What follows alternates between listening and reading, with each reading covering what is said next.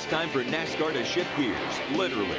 Winston Cup comes to Pocono Raceway, where 43 stock cars will be put to the test. It's a grueling 500-mile workout, combining the high speeds of stock cars' longest straightaway with 3 distinctive turns. It's not enough to mash the gas at this tri-oval. Drivers need to change gears.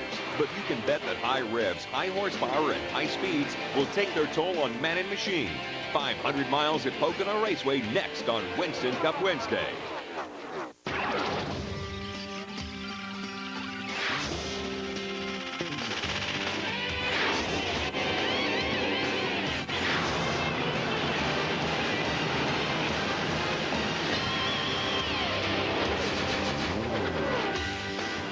Hello, everyone, once again, and welcome to Eastern Pennsylvania in the Pocono Mountains. This speedway, built in 1968, and it's played host to 48 Winston Cup races, only one of which was ever had qualifying, well, rained out, washed out, or percolated up out of the ground, as happened to us on Friday. But we're set to go. The field is set by points, and we're ready to race. Budweiser, official beer of NASCAR, proud sponsor of the Bud Pole Award, given to the fastest qualifier at each race, but qualifying was washed out. So here are the drivers who are qualified for the Bud Shootout of 2003.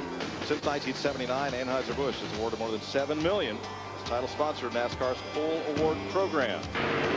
Sterling Marlin will start from the inside of the front row, but will not be credited with winning a Bud Pole because of qualifying. Let's have a look at the Walmart starting grid for today's race. And it's set by car owner points, which mirror the driver points through the first 8 rows or so. Sterling Marlin, rookie Jimmy Johnson up there on the front row. Jeff Gordon, 8 finishes of first or second here. Matt Kenseth, Rusty Wallace, 4 wins here. Mark Martin, 5th last year. Tony Stewart, 3rd last July. There with Kurt Busch. Bill Elliott, 4-time Pocono winner. And Ricky Rudd, who won here last June. Jeff Burton, 9 top 10s and 16 starts here. And Ricky Craven, last 3 Cup races, he started here in the top 10. Dale Jarrett, Dale Earnhardt Sr. back through the rest of our field as they come by on the first pace lap. Let's see if we can talk to outside pole setter here, Jimmy Johnson. Hey, Jimmy Johnson, this is DW up in the TV tower, bud. How you read? Loud and clear. Pocono's creates a lot of challenges for you there, young man. How you looking for today? I think we'll be in good shape. You know, we tested here before we went to Dover, had a great test. Conditions seem to be about the same right now. Just all I keep hearing, it's a long race, and I got to take care of my motor and transmission on top of keeping the fenders on this thing. So we'll just try to be patient and smart. My boys are going to get me fixed up in the pits, and hopefully we'll be in a good points paying position come the end of the day. Well, I don't have to tell you that we are all very impressed with the job you've done so far, and I look forward to seeing how you do today, and have a great day and good luck. Thanks a lot. As you look back through the field, it was set by points and then by qualifying attempts per car owner. 43 cars came here to Pocono, so all will start.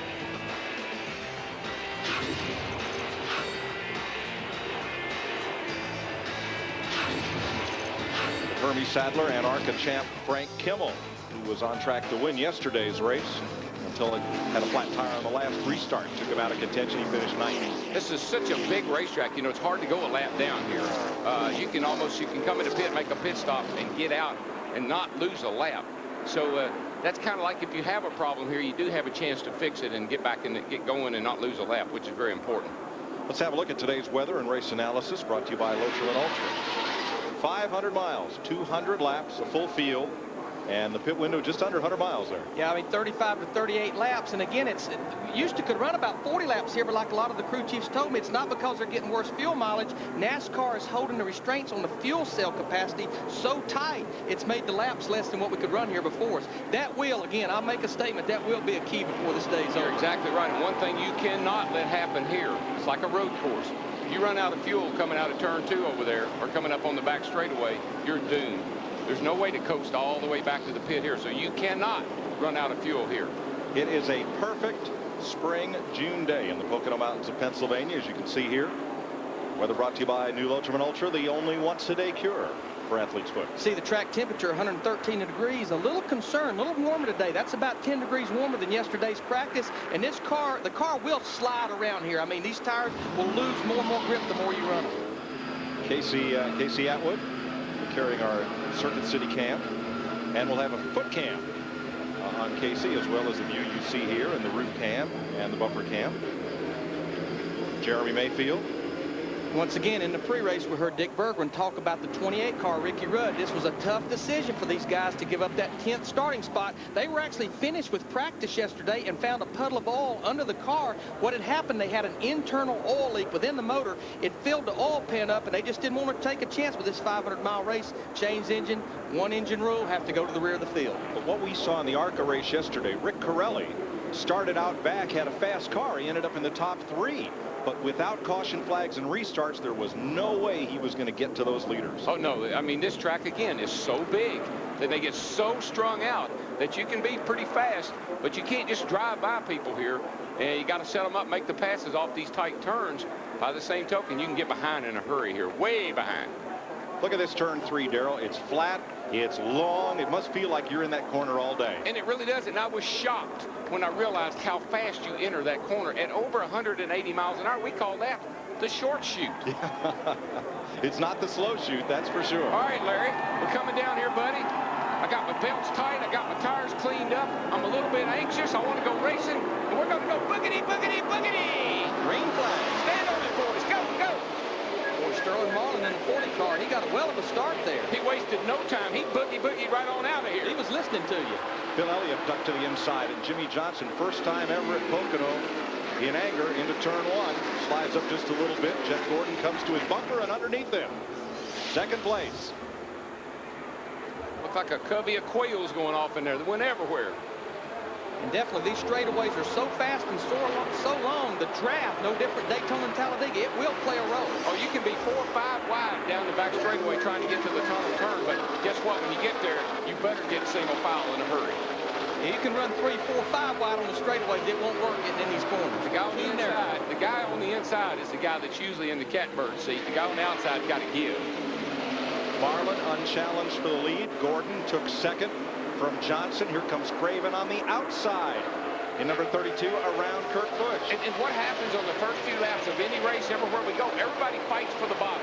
Try to get to the bottom. Try to get to the bottom. Sometimes you can make a whale of a lot of passes up on the outside if you car on the stick. Especially off of turn 1. Exactly. Ricky Rudd started last, gained 3 positions on the first lap. Now's when he's got to go. He's got all of them bunched up there together. Get as many of them as you can before they get strung out single file. Running with Dale Jarrett. And you can just see by Dale's hands. See how tense he is and how tentative he is right now? He's not relaxed. Jeff Gordon is running down our race leader. Boy, look how much deeper he was driving it into turn 3. The key is where your car stick and turn, driving it in that deep. Yeah, and here again, we're going into turn 3, and you can go across the short chute 3 wide. But when you get to the turn, the guy on the inside usually prevails. But definitely turn 3 was good to Jeff Gordon. He was able to stay in the throttle. He's going to pull the inside, and what he'll do, he'll drive it deeper into turn 1 and take the lead from Sterling Marlin in the 40. In the happy hour, we were tied, and we made quite a few adjustments Sunday morning to get him freed up, and the racetrack freed up quite a bit from happy hour. So we were really loose, and you know, when cars get tucked up behind you, it tends to get you a little bit on the edge. And you know, at that point in time, that early in the race, we didn't need to be racing anyway. Dale Earnhardt Jr. in that Budweiser, that 8 car, he's on the move. Started back in 14th. He's already moved up there in the 6th position. Had a good car here a year ago in fuel mileage, bit him. Had to come to pit road, and a lot of other cars were able to stay out. Yeah, he and Bobby Labonte had a whale of a finish here.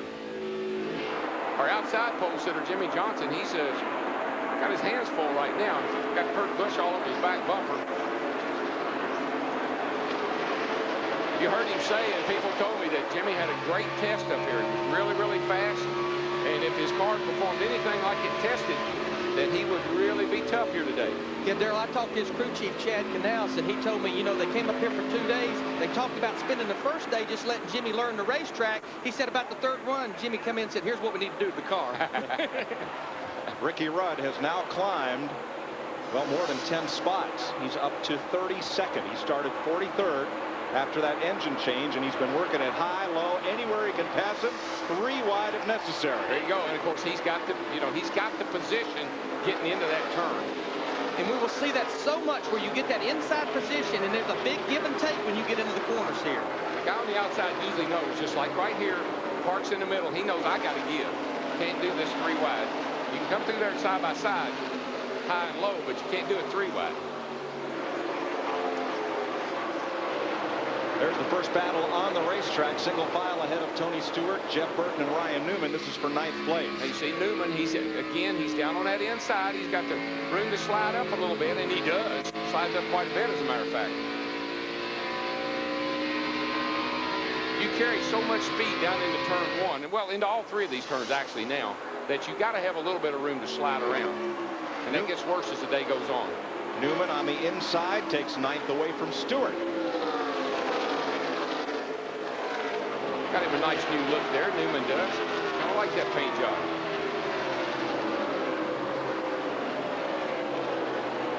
And Larry, he was really good in a happy hour too, so he's a guy that's on the move. He was good in both practices. Won an ARCA race up here last year. This is his first Winston Cup start.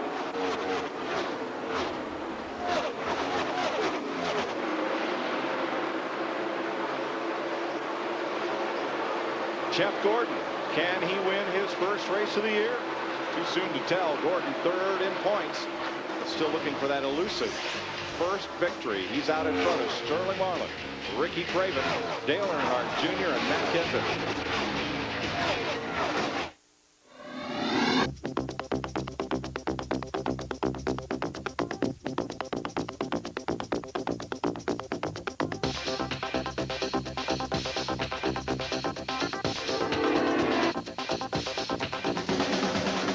Utility rocket? Escape pod? The all-new Toyota Matrix. That's something else. Ever wonder what DuPont makes? Well, here's one thing. DuPont Tyvek home wrap. You won't find it wrapped around the hood of my race car, but you will find it wrapped around houses across America. DuPont scientists developed Tyvek as a protective wrap to help keep damaging water out of your walls, which helps prevent mold and mildew. Ask your builder or remodeler to protect your house with Tyvek home wrap, a miracle of science from DuPont. Hope I can figure out how to get this back on. We're here pitting the Dremel Advantage rotary saw against the competition to see which tool best handles all sawing conditions. Unlike some others, the Dremel Advantage hugs the curves. Its powerful motor blasts through tile and other tough surfaces. Yet its unique variable speed adjustment handles everything from plexiglass to laminates and drywall. And with 35,000 RPM, it'll slice through materials up to 1 inch thick. So no matter what you're cutting, you always win. The Dremel Advantage. Drive the power.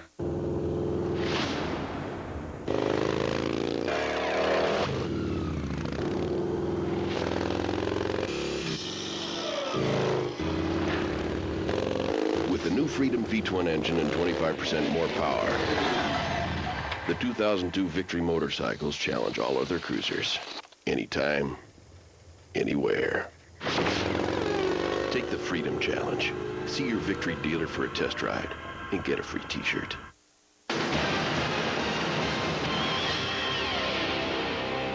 Pocono is unlike any other racetrack. It's a little bit of a road course, a little bit of a speedway, a little bit of a short track, a little bit of an oval, even though it's a triangle. Because the way you enter each corner different, you exit each corner different. You've got a tunnel turn that's really just a sweeping corner. And then you've got turn 3 that you've got to make some time through to get down the front stretch. So it's a funny little racetrack, but it's a fun place to drive. Jeff Gordon has jumped out to a 2.7-second lead over Ricky Craven. Dale Earnhardt Jr. has moved to 3rd, passing Sterling Marlin. Jimmy Johnson has overtaken Matt Kenseth, who was 5th when we went to break. Here is the pass for 2nd place. Boy, Larry, he did it the hard way, too. Sterling actually knew, had to know he was there and give him plenty of room, as you can see. And the reason that's the hard way up there, there's not quite as good a grip up there. The car don't get as good a bite, and the racetrack is down low. Normally, a car comes off that corner high like that, it's real tight. It's pushing a little bit, and he can run that high line off of there. Craven started 12th. He's now 2nd. Marlin started pole. He's faded to 3rd. Dick Berggren. Well, the race had barely started, Mark, when Marlin keyed the radio and told his crew that the car is pretty loose. Tony Glover, his team manager, has told him to be smooth until it's time to pit. He has also told him, in essence, take what the racetrack will give him. Don't race anybody. Meanwhile, the 18 car has just broken a transmission. Bobby Labonte. Guys, one of the things I've been watching from down here, as loose as Sterling is, he's been very, very meticulous not to overdrive the car. And listening to Tony Glover is a very good thing. I think Tony's got the right thing as far as keeping him out of trouble. Early on, they get a chance to work on the car. I did notice that whenever Ricky Craven passed Sterling on the high side, after he cleared him, he stuck his window outside and let him know, hey, I really appreciate it. Give me some room. And the thing about it is, if you start off loose here, that's not a bad thing, because this track will get tighter and tighter and tighter, and pretty soon you just can't get the car to turn at all. So being a little free, being a little loose now is not a bad thing. Ricky Rudd up to 24th position, now challenging Robbie Gordon. Rudd started 43rd after that engine change yesterday. Let's get an update on Rudd's Robert Yates teammate Dale Jarrett. Here's Steve Burns. Hey, Mike, before the race started, DW talked about how massive this racetrack is. Presents a little bit of a problem for the spotters here. Dale Jarrett's spotter is former Busch Series champion David Green. David has 4 Winston Cup starts here, but before the race started, David told Dale, there's some places I can't see very well. I'm going to be conservative, so I want you to be careful. By the way, Dale Jarrett is tight on exit off of turn 3. Dick Berggren. Well, despite the fact that Ricky Rudd has been passing cars, he has got a problem, and the problem is under the hood. The engine is running too hot. I just asked engine builder Doug Yates, how hot is it? He looked at me with a frown and said, too hot. Mike? And that could, you know, you take the front end up on these long straightaways, that'll give you a lot of straightaway speed, but you pay the price sometime by gambling that it's not going to get the engine too hot. You see, Larry, he's got a lot of tape on the grill there. Well, what'll happen, you'll base it off of what happens in practice, but a lot of times in practice, you're not out there running behind all these race cars. Of course, Ricky Rudd, he started at the very rear of the field behind all the cars. Well, he knew he had to go. He's got to go in a hurry. I think what their plan was is probably tape it up as much as we thought we'd get away with, and then jerk that tape off once we get track position. That's quite a lot of tape for as hot as it is outside today. You know, I'll talk about something that Steve Burns was talking about, spotters struggling here. And right here on the front stretch where you see Ricky Rudd, as he drives away from the spotters, you have the spotters view right here. Right there, when you're running side by side, they're going away from you, and it's hard to clear you. We elected to stay with the, you know, the 1 shift program instead of 2. And I think, in a way, it paid dividends for us. The gear combination and, you know, the way our car was working and, you know, with our motors, I feel like the 1 shift program and finishing the race is the key point. And we didn't have any trouble with our transmission. I know there was several motor problems and several transmission problems, and we escaped all that. And that's what that was our goal, was to escape those problems. This is a 500-mile race on a very difficult and a very unique racetrack, and you've got to be around it to finish. So many times guys run good right up to the last 50, 75 miles, and they've just overrun their engines. They've turned them too many RPMs, and things start breaking valve springs and slowing down. There's veterans and teammates right there. Mark Martin in the 6, Jeff Burton in the 99. They're battling for 9th right now. Mark Martin very happy with his car yesterday. In fact, Darrell, he quit practice early, which is unusual for Mark Martin. And he was fastest in that final practice. But, you know, thinking about that, Larry, and you're right, he's probably very happy with his car, but you don't want to put any more miles on your engine here than you necessarily have to. Jeff Gordon is trying to put 500 miles on his engine out in front, but Ricky Craven is closing the gap. It's down to 1.9 seconds. In 3rd, Dale Earnhardt Jr., and here's one of our 2 Rookie of the Year candidates, Ryan Newman, in 4th. And it's a different paint scheme, same sponsor, and the Vega on the hood, what that is, that's the new 40-inch television made by Sony. Look at the Fox tracks here. We're looking at the interval. He's about 4.9 seconds behind our leader, Jeff Gordon, and it's staying about the same. There's the speed right there coming off turn 1, about 130 miles an hour. This is down what we call the Long Pond Straight. Long Pond, Pennsylvania is right outside this straightaway. Newman started 15th, and he's moved through this field to 4th. Well, I think if you look at who his teammate is, Rusty Wallace, and the success that Rusty has had at this racetrack through the years, combine that with the youth and exuberance of this guy here, it wouldn't surprise me to see him up there fighting for the lead before it's all over. Let's not forget, for every successful young gun, there is a veteran mentor. As you said, Ryan has Rusty Wallace. Jimmy Johnson has Jeff Gordon. Kurt Busch has Jeff Burton and Mark Martin. None of these young guys are doing it alone.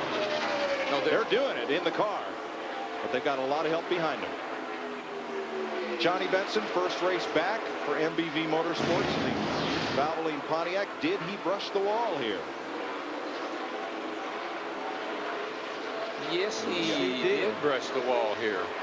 Basically, he was coming off of turn 3, and he was behind 2 cars. He got in the dirty air, and the car pushed, and he got up to the fence with it. And that, you know, that was pretty well our day right there. We struggled the rest of the day trying to get the aero back on the car, bent the rear end housing a little bit, and it made it tough from that point forward. You know, the good part about it was he hit pretty hard, but it didn't hurt him. Benson, first race back after those broken ribs in the Busch car. Turn 1 is on a little bit low, just getting in, and then he lets it drift out to about the second groove, maybe not quite a full second groove through turn 1. Well, thank you. You hear the spotters giving those drivers information. This racetrack is so big, and a lot of times they can give you some information that may help you. Matt Yoakum, I believe Ricky Craven's zeroing in on that leader. Well, you just heard, Larry, Jeff Gordon inquired of his spotter, Ron Thiel, exactly what lane Ricky Craven was running. He could see him slowly closing in his mirror. Gordon finally on lap 12 told the crew chief Robbie Loomis, besides temperatures, the car was just a little bit loose. The car was tight in the final practice session over the tunnel turn. It was extremely good in turns 1 and 3, but the car is just a little bit loose at this early stage of the race. Trying to find that compromise. Yes, sir. Jeff Green onto pit road. This is unexpected. ARCA champ Frank Kimmel has already taken his car to the garage area. We've only run 16 laps. Down in turns 1, down here, they're getting onto the back straightaway. You got some banking there to work with. You can work the car there. Oh, he's got a problem with the brakes. He's caught the brakes on fire. Used a lot of brake here. And sometimes I think trying to help not open more front end, you don't cool the brakes as much as you should here. One of the things that young drivers have a problem with here is brakes, because you can just cook them, just like he's done in a very short period of time. Jeff Gordon's 2.7 second lead has been now cut to 1.2 seconds by a fast closing Ricky Craven. Dale Earnhardt Jr., Ryan Newman, and Jimmy Johnson, the top 5. NASCAR Winston Cup racing at Pocono Raceway is exciting 200-mile-per-hour action featuring the world's greatest drivers. Pocono Raceway is also fan-friendly with affordable ticket prices, free daytime grandstand parking, a family-friendly atmosphere, and Pocono PFC. Pocono is pretty, friendly, and clean. The stars of NASCAR return to Pocono Raceway in 7 weeks for the July 28th Pennsylvania 500. New this year, giant screen TVs. For tickets, call 1-800-RACEWAY or visit PoconoRaceway.com. Speed News on Speed Channel. If they race it, Speed News covers it. These guys are only the best of the best. We're racing here on Oxensville Huffin. He passed on the yellow. He passed me on the yellow. He was put on the suspension for this race. Catching somebody and getting by is two different things. The groove was just incredible. Puts me up there with some pretty big names. You can't catch all the races, but you can get all the news. Get up to date every Saturday and Sunday at 7 with Speed News, only on Speed Channel. Waiting for a miracle? Wait no more. Now there's Pronto, your very own on-call assistant, live and at your service, with the instant answers that make life easier. Need driving directions? Pronto gets you there. Stuck in traffic? Pronto gets you out. Driving into a tunnel? Pronto calls you back. Pronto's your walking, talking, email-sending, full-service, toll-free super number, and it's yours for the asking. Need a market report? Pronto's up to the minute. Got a hot date? Pronto buys movie tickets. Vegetarian clients? Pronto reviews restaurants, makes reservations too. There's no buttons to push, no endless menus. It works from any phone, and it's a cinch to sign up. It's no contract. It's unlimited. It's more than just answers. Pronto, how may I help you? It's a solution. Pronto, your on-call assistant. Change everything you know. Try Pronto today risk-free for 30 days. Call 1-800-219-1077 to sign up now. Risk-free for 30 days. Call 1-800-219-1077 to sign up now. 20 of 200 laps complete on this unique tri-cornered racetrack of NASCAR. Jeff Gordon still leads, but now by only 0.7 of a second. Jeff Green has gone behind pit wall to repair that brake problem, and Carl Long has joined Frank Kimmel in the garage area. And I think what you'll see with Gordon there is, you know, he might let Craven close up there on him like he has that. But I bet you Jeff just kind of holds him at bay. Jeff doesn't want to run any faster than he has to right now. Just enough to stay out front, I would say.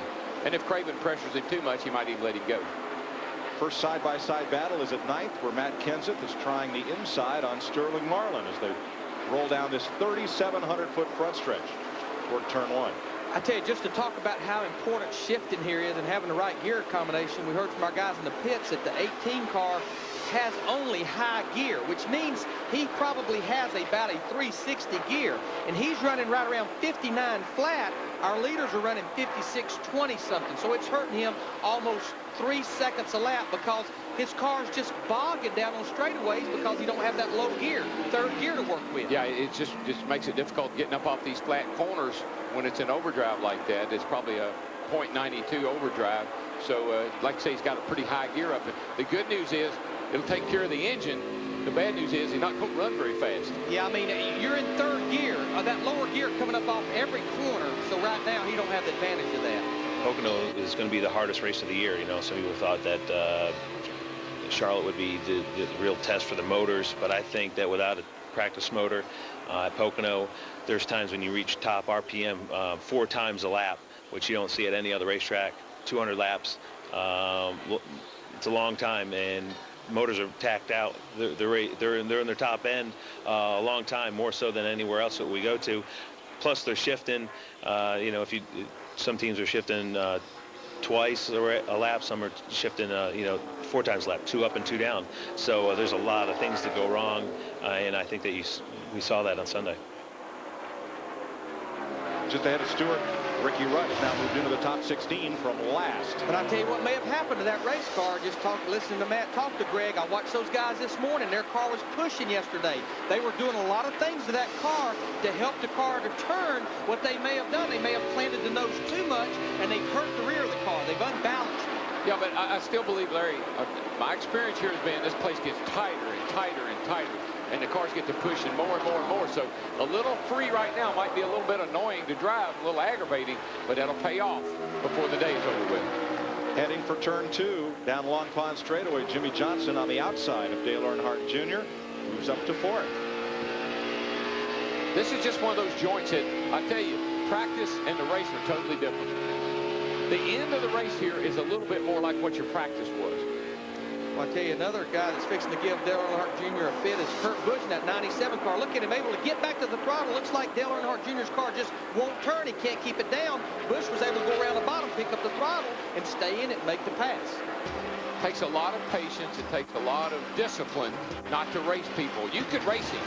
He could race him hard right now, but it would abuse the car, and you just can't do that this early in the race.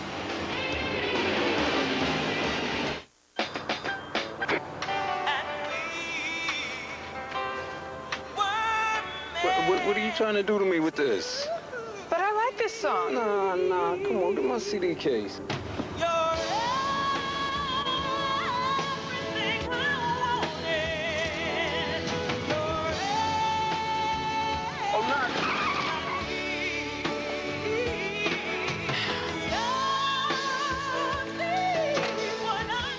Express pickup. Wow, what a time saver, Ted. I mean, order stuff online, pick it up right away, and you're gone. Honey, you could have waited in the car. It's like we're barely even in the store. Isn't Express pickup great? No. Save time if you want to. Express pickup. Order online, pick up right away. Or we'll ship to you. Circuit City. We're with you. Can I leave my... I'll get it. Oh, here they are. Here you go, little guy. Irene, take this. What? It's me, Roger. Roger? I know. He came back as a monkey. Come back next Tuesday. I make a killing on Tuesdays. And next time, wear that red dress I like. How will you support your family after you pass away? Conseco's life insurance policies can give your loved ones a regular monthly paycheck. Conseco, step up. Hey, sports fans, have an all-star season. Register for your Hooters Sports Fan card. Good for specials and a chance to be at Miller Park for the mid-season Summer Classic. Whoa. We'll learn how to handle your pitchers. Pitch in and purchase my autographed baseballs to benefit the Make-A-Wish Foundation. Hey! Hey, at least I got it over the plate. And if you're heading for home, get Hooters to go. That to go, Bob. I guess they didn't want the wings to get cold.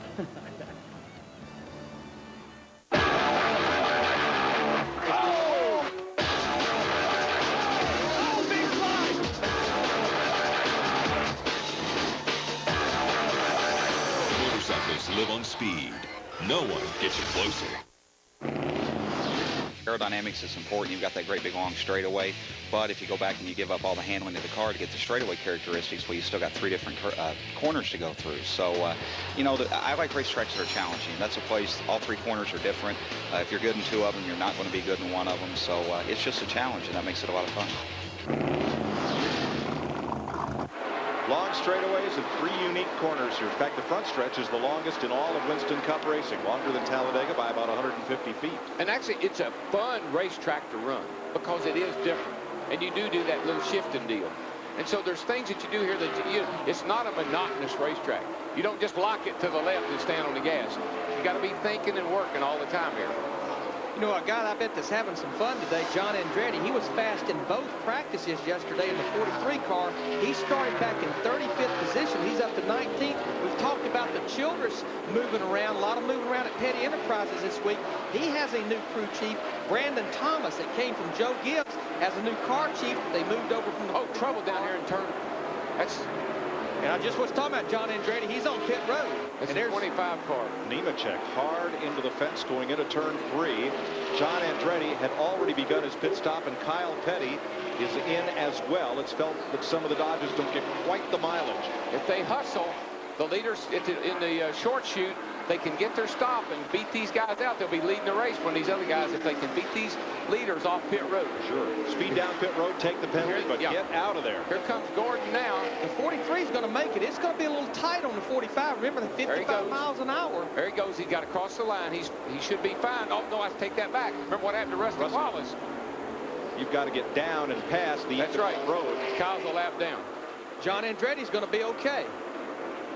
Kyle just went a lap down, and Kyle should have speeded down pit road and taken the penalty, but instead he just maintained his pit road speed and went a lap down. We had the situation here last year, and it was very questionable. Rusty Wallace was in the pits, like he crossed the line ahead of the leader, but he did not get back out and into traffic before the leader went by and was adjudged to have gone down a lap. Meanwhile, Joe Nemechek's car sits badly wounded, the car that is, at turn 3. Well, we talked about how fast that is across that short shoot at 180 miles an hour. I always wondered why cars got torn up so badly when they wrecked, because I always thought, that's just that little old short shoot. You're not going that fast.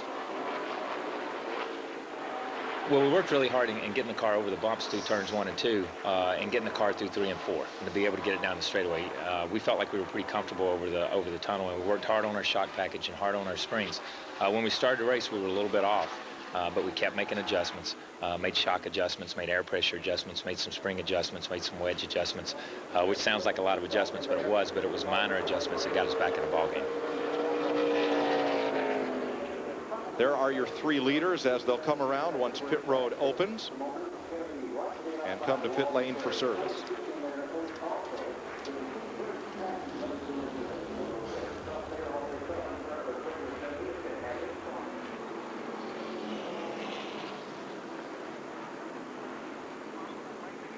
They're going to tiptoe through the accident scene here at turn 3, and then pit road will be open. Here's just the tail end of it.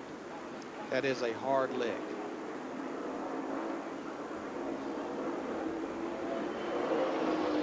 You know what I like about that, though, is how the back end of that car folds up and absorbs impact. Oh, yeah, the back of the cars are very, they really crush, because there's not a whole lot back there but the fuel cell. Dick Berggren. Now Ricky Craven is on his way down pit road as his crew coaxes him down. They are counting him into his pit area. He's going to take 4 tires. The car is just a tad tight.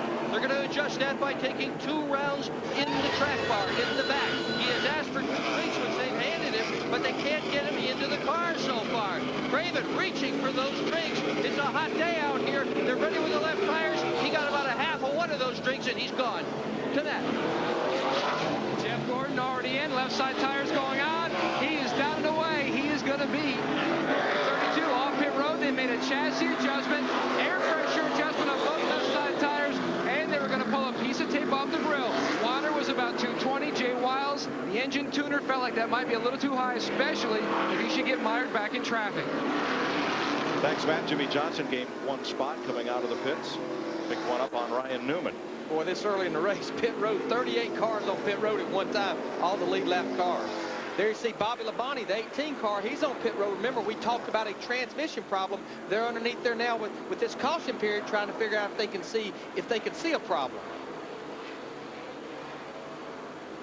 Joe Nemechek on his way to the infield care center to be checked out as Bobby Labonte completes his stop and rolls back out. So there's Joe, who is okay after a hard crash at turn number 3. 32 laps complete, pit stops complete for the first time today.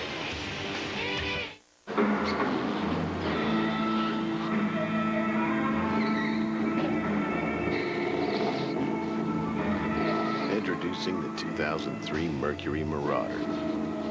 302 horsepower, 4 doors, no nonsense.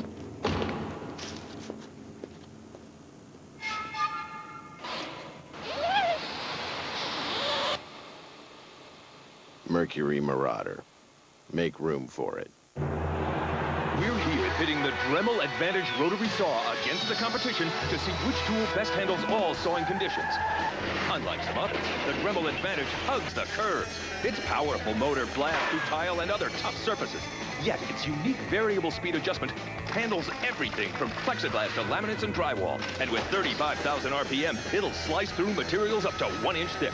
So no matter what you're cutting, you always win. The Dremel Advantage. Drive the power. Hi. How you doing? What? You hungry, boy? Need a new way to wax?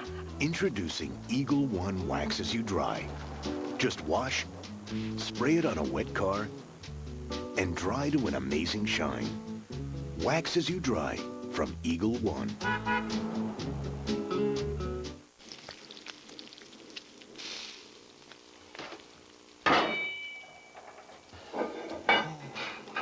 You need more NASCAR. Rev up the NASCAR Winston Cup Series telecast with 5 in-car channels of race coverage and real-time in-car data. Now you can switch from car to car, ride along, and listen in from start to finish. Only on In Demand. Get it all on digital cable with the NASCAR in-car package. Test drive NASCAR in-car for free. Sunday, June 16th. Check it out only on digital cable. Experience the new National Geographic Channel. Spectacular new shows. Around-the-clock adventure. The continuing story of life on Earth every day of the week. A new channel. A new National Geographic. Log on to nationalgeographic.com and request the new NGC. Always wonder.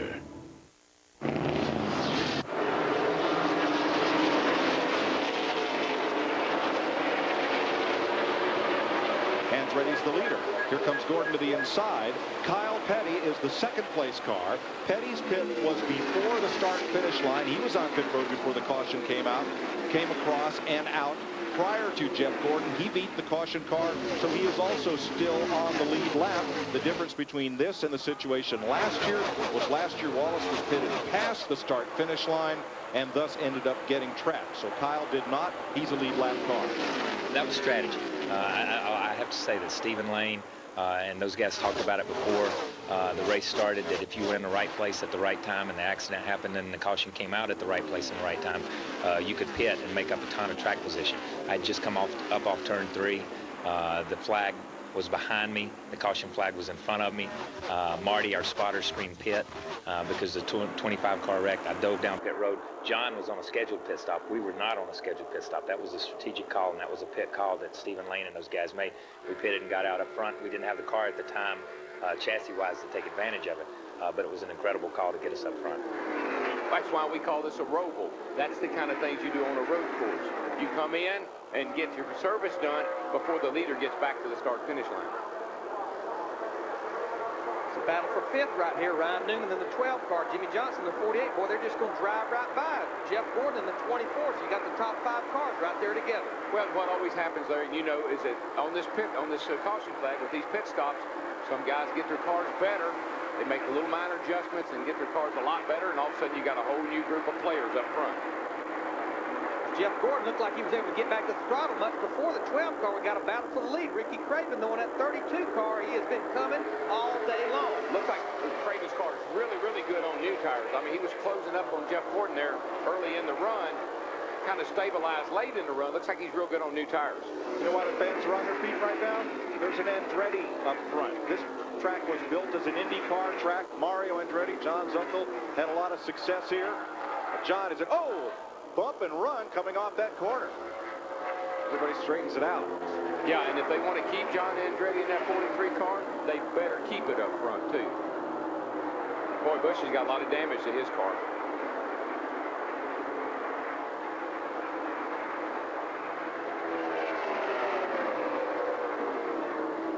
Tunnel turn car out there, you can see the 97 car's got a tire rubbing. He's going to have to come to pit road and make some adjustments, hit the wall pretty hard. Of course, he wants to get to pit road, Jeff, just as quick as he can because you don't want to go a lap down here. This is coming off turn 1, and his teammate right behind him, car just got loose against the outside wall. Car tucked underneath you like that coming off that corner. That's what you call a push loose. You come up out there, you got the wheels cut to the left, you're in the throttle. As he comes up out of that corner, the back end will snap around, smack the fence. For the lead, Ryan Newman now right up the tailpipe of Ricky Craven. Newman is one of those that was real good early on there in that first part of that green flag run. I think he's one of those guys that's really helped his race car. I tell you guys, you look at Ricky Craven, you got to tip your hat to him, Mike Bean, Cal Wells. I mean, they're one of the few single car operations that's out there. Yeah, they have Robert 8 horsepower, but what a run they've been on. 3 straight top 10 finishes, 7th last week, and he's up to 12th in points. He has been coming this last month. Ricky, you know, Ricky's a savvy race car driver. He grew up in the NASCAR main area, the NASCAR North Series, built his own cars, raced his own cars, had his own team.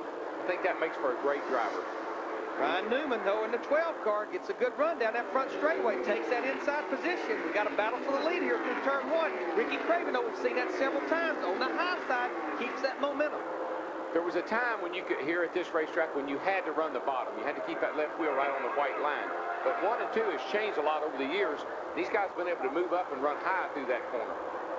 Saw Kurt Busch making his pit stop in the garage. Frank Kimball, Carl Long, and now Joe Nemechek. Here's Dick Bergman. Joe Nemechek's car is really wrecked. Second week in a row, backed into the wall. What happened this time?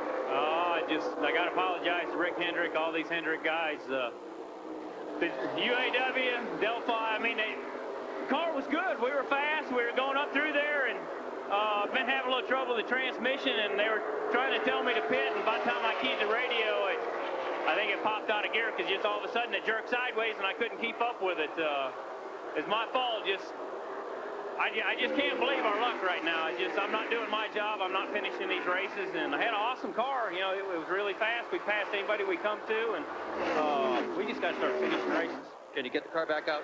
I think we're pretty much done. It basically knocked the rear end housing out from underneath.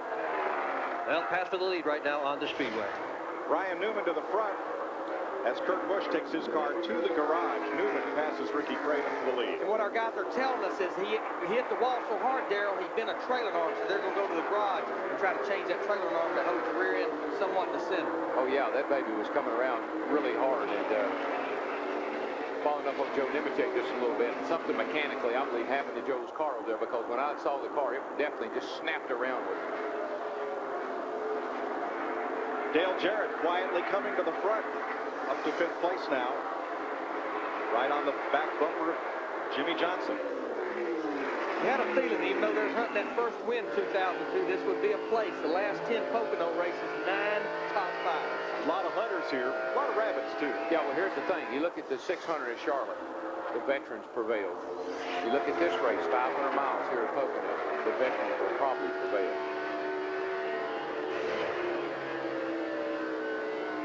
Let's ride along with Dale Jarrett a bit here. This is in the tunnel turn 2, down to about 7,000, climbing 170 miles an hour. Remember, this is 3rd gear up to about 80 to 800. Little lower RPM, much flatter corner, longer corner, down to about 6,400. Slowest part of the racetrack right here coming off turn 3. And he'll definitely should reach up there and grab 4th gear right there at the start-finish line. And you hear the RPM don't even change, Darrell. He don't use the clutch, he changes by the RPM. Yeah, and it's only about a couple of hundred RPM. It's not a huge change. You saw him shift as he goes down into the corner. Some guys shift there on entry, some guys shift right where he is now in the middle of the corner. Let's follow him down the Long Pond straight. He's in 3rd gear right now. We'll see if he opts to go to high gear. If he does, it'll just be for a brief period. And if he does, he's following the car. Normally you don't shift down the back. Now, because you drive this a little like a road race course, you used to have to downshift coming up to the corner on a road race course to help slow the car. Today, the brakes are so good, some drivers, if they choose, can delay that shift until they're ready to come off the corner, as you say. Well, like I said, I don't want to let go of the steering wheel as I go off in that corner at 200 miles an hour. I'm going to hang on to her till I get her turned to get her headed in the right direction. Then I'll pick up that gear. Dale Jarrett moving on Jimmy Johnson. Here's Steve. Well, Mike, prior to the pit stop, Dale Jarrett told his crew chief Todd Parrott that he was tight on exit in turn 3. So they put 1 round in the right rear, hoping to fix that tight condition. The car was a little tight at the start. And we were really good in practice, and the morning practice weren't quite as good in the afternoon practice or the second 45 minutes Saturday morning, and the car was tight then. We made some slight changes, not a lot to it, and started the race. The car was too tight. We made a couple of track bar adjustments and air pressure stuff, and got the car a lot better toward the middle part of the race. He's behind a guy that can show him something. Follow Dale Jarrett. Dale Jarrett's been very successful here. He's a good guy to follow. Right now we're following this guy right here, though, leading the race. Ryan Newman in that 12 car. First Winston Cup start. Yeah, here at Pocono. he's hollering back at them, y'all follow me. Well, Rusty Wallace and that group had Ryan Newman on what they call the ABC plan. A little ARCA, a little Busch, and then into Winston Cup. And winning an ARCA race here last year has helped make Ryan Newman the class of the field at 44 laps. Jeff Green comes out of the garage and back on the racetrack as we go to break with 44 complete. And Newman leading Craven, Jeff Gordon, Jarrett, and Johnson.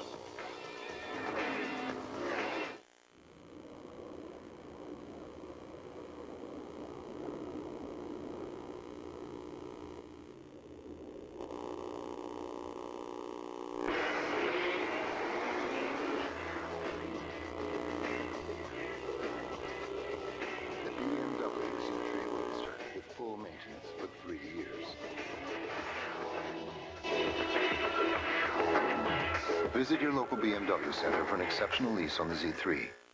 Speed News on Speed Channel. If they race it, Speed News covers it. These guys are only the best of the best. We're racing here on Hudsonville Hopping. He passed on the yellow! He passed me on the yellow! He was put on the suspension for this race. Catching somebody and getting by is 2 different things. The groove was just incredible. Puts me up there with some pretty big names. You can't catch all the races, but you can get all the news.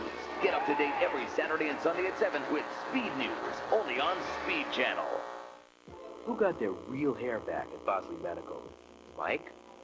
Carl? Or maybe Drew? Well, they all did. These are real people who are looking for real results. I wanted something natural, real hair, and that's what I've got. It's simple. They take hair from where you have it, and they put it where you need it. I wash it, I get a cut. It's my own real hair growing on top of my head. Bosley Medical is the world's most experienced hair restoration practice. For over 25 years, they have performed more than 130,000 procedures using the innovative micrografting techniques pioneered by founder Dr. L. Lee Bosley. Each surgeon at Bosley Medical is board certified and individually trained by me. So if you want to have your own naturally growing hair back, call this number for more information. We'll send you this free video and in-depth guidebook that gives you the real facts about hair restoration. There's no cost and absolutely no obligation. So take control of your hair loss. Call now and get the real results you've been looking for. It's your real hair. You can't do better than real.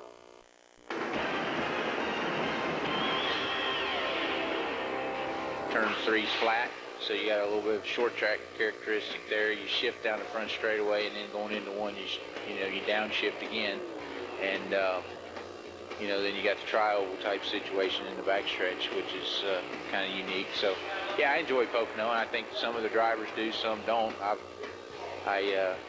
I like it because we seem to run pretty good there. 47 laps complete, no change among the top 5. Newman's lead over Craven now 2.4 seconds. We've got only one caution that came out at lap 26 for Joe Nemechek. He was okay after a crash at turn 3. Go down in the 11 car, Stacy Compton in the 14th. They just keep beating and banging on each other down that short chute. Well, that's what you call casual contact there. Well, Stacy, this is the Pocono zone, not the Bodine Triangle. That's right. But you can't let your emotions override what you need to do here. I mean, you start doing all that stuff, these straightaways, it hurts the aerodynamics of these race cars. Beating the fenders off of them, no good. Let's catch up with a road racer, Robbie Gordon, and get an idea how he's got a lot of road race experience, a lot of IMSA and off-road experience. See how he drives this track, Darrell. Yeah, he just shifted, going down the front here, heading off into turn 1. Puts it up in 3rd gear, which that's your 1-to-1 gear. Now that'd be your lowest ratio. Come off that corner in 3rd gear, which is whatever gear you have in the rear, that's what you're coming off there with. 375 to 89. Now you're going to go to high gear. That's overdrive. That can be a .92 or a .96. Come down the back. Now you go into the tunnel, back up to 3rd gear or your 1-to-1 gear because you're going to get good acceleration across the short chute here. That's the advantage of shifting there. Gives you the gear you really want to really maximize your speed across there. Now that's a guy that doesn't mind shifting. I don't like all that shifting. I don't think it's necessary, and I think it just is opening the door for things to happen. Now here's Kenny Schrader, who comes out of the open wheel ranks. His direct drive cars, the open wheel cars he drove, didn't even have a gear shift. He's in 3rd gear, or basically that's high gear. Now he's in overdrive. And he shifted about the same place that Robbie Gordon did on the front stretch. The start-finish line is where you usually, that's your reference point. Now, he gets all the way in the corner. Remember what I said, I don't like to let go? He doesn't either. Went all the way into the corner, got in the middle of the corner, shifted up into his lowest gear. It's the 3rd gear position, but with an overdrive, it's actually a high gear. And when he pulls back, now he's not going to shift all the way down the back like Robbie Gordon did.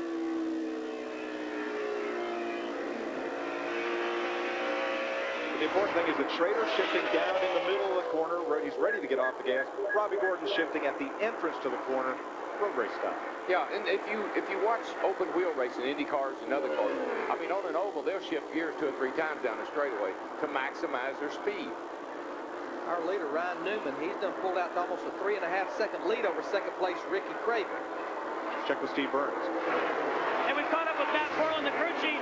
Now, Matt, I could have sworn I heard you say no adjustments to that race car on that last stop. It must really be good. Yeah, he feels pretty happy right now. He's running real good. The Sony Altel crew, I mean, they did a great job on the pit stop, and he's real happy, and hopefully we can just stay in the lead here for a while.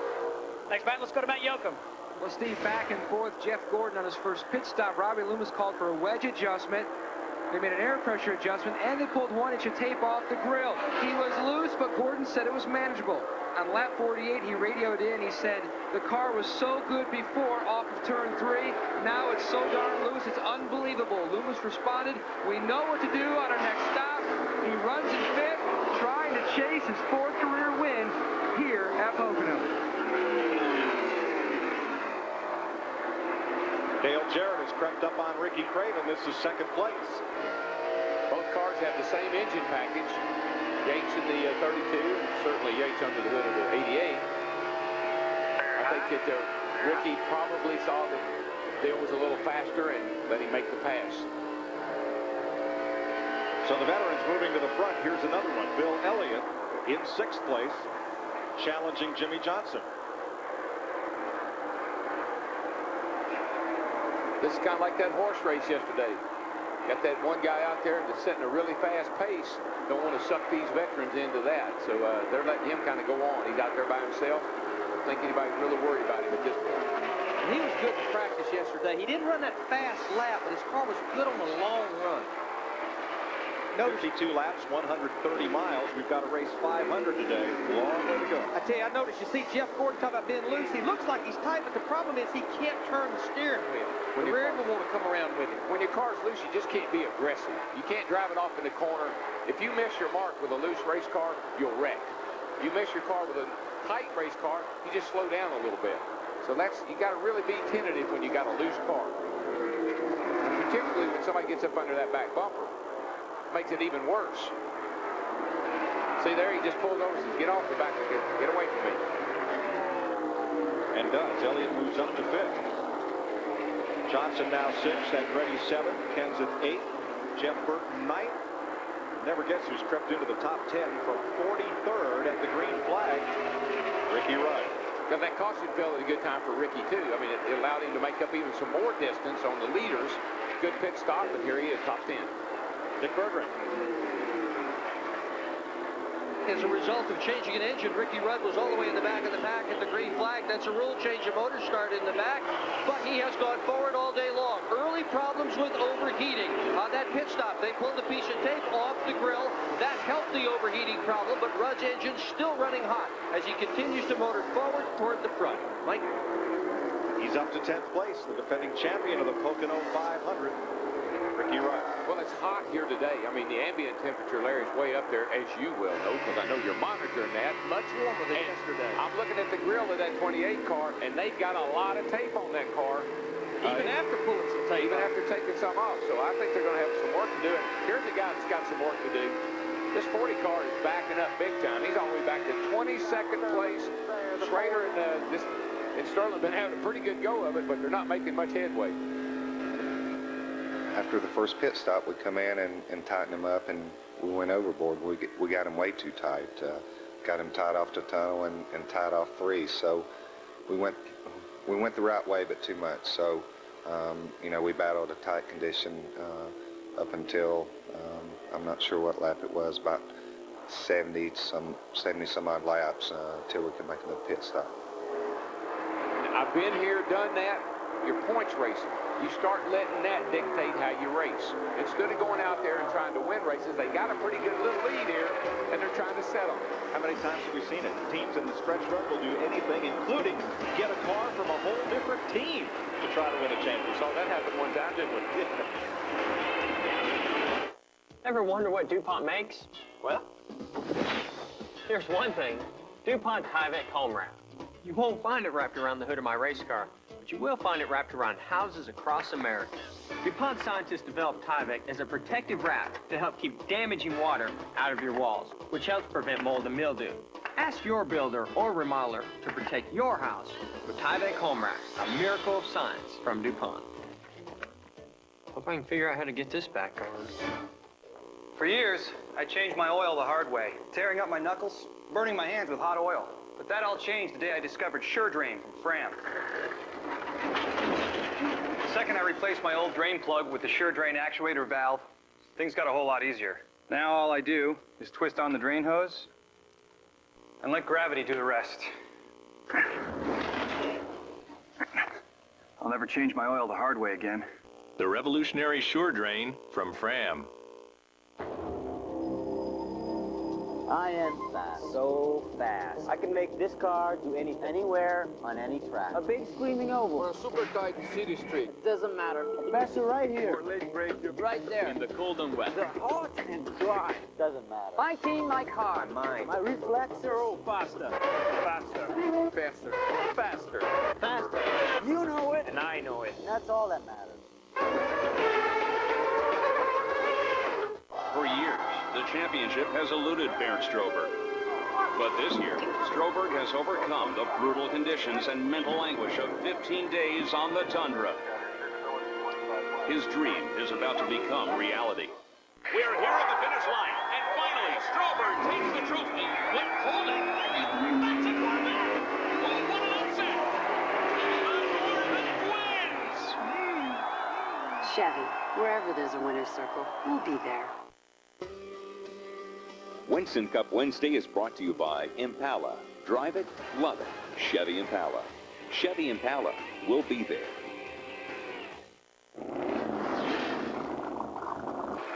We just heard Ryan Newman radio to the crew that he has no fuel pressure. The crew's getting ready to service him when he gets to pit road. No fuel pressure for the leader, Ryan Newman. He was in just 26 laps ago.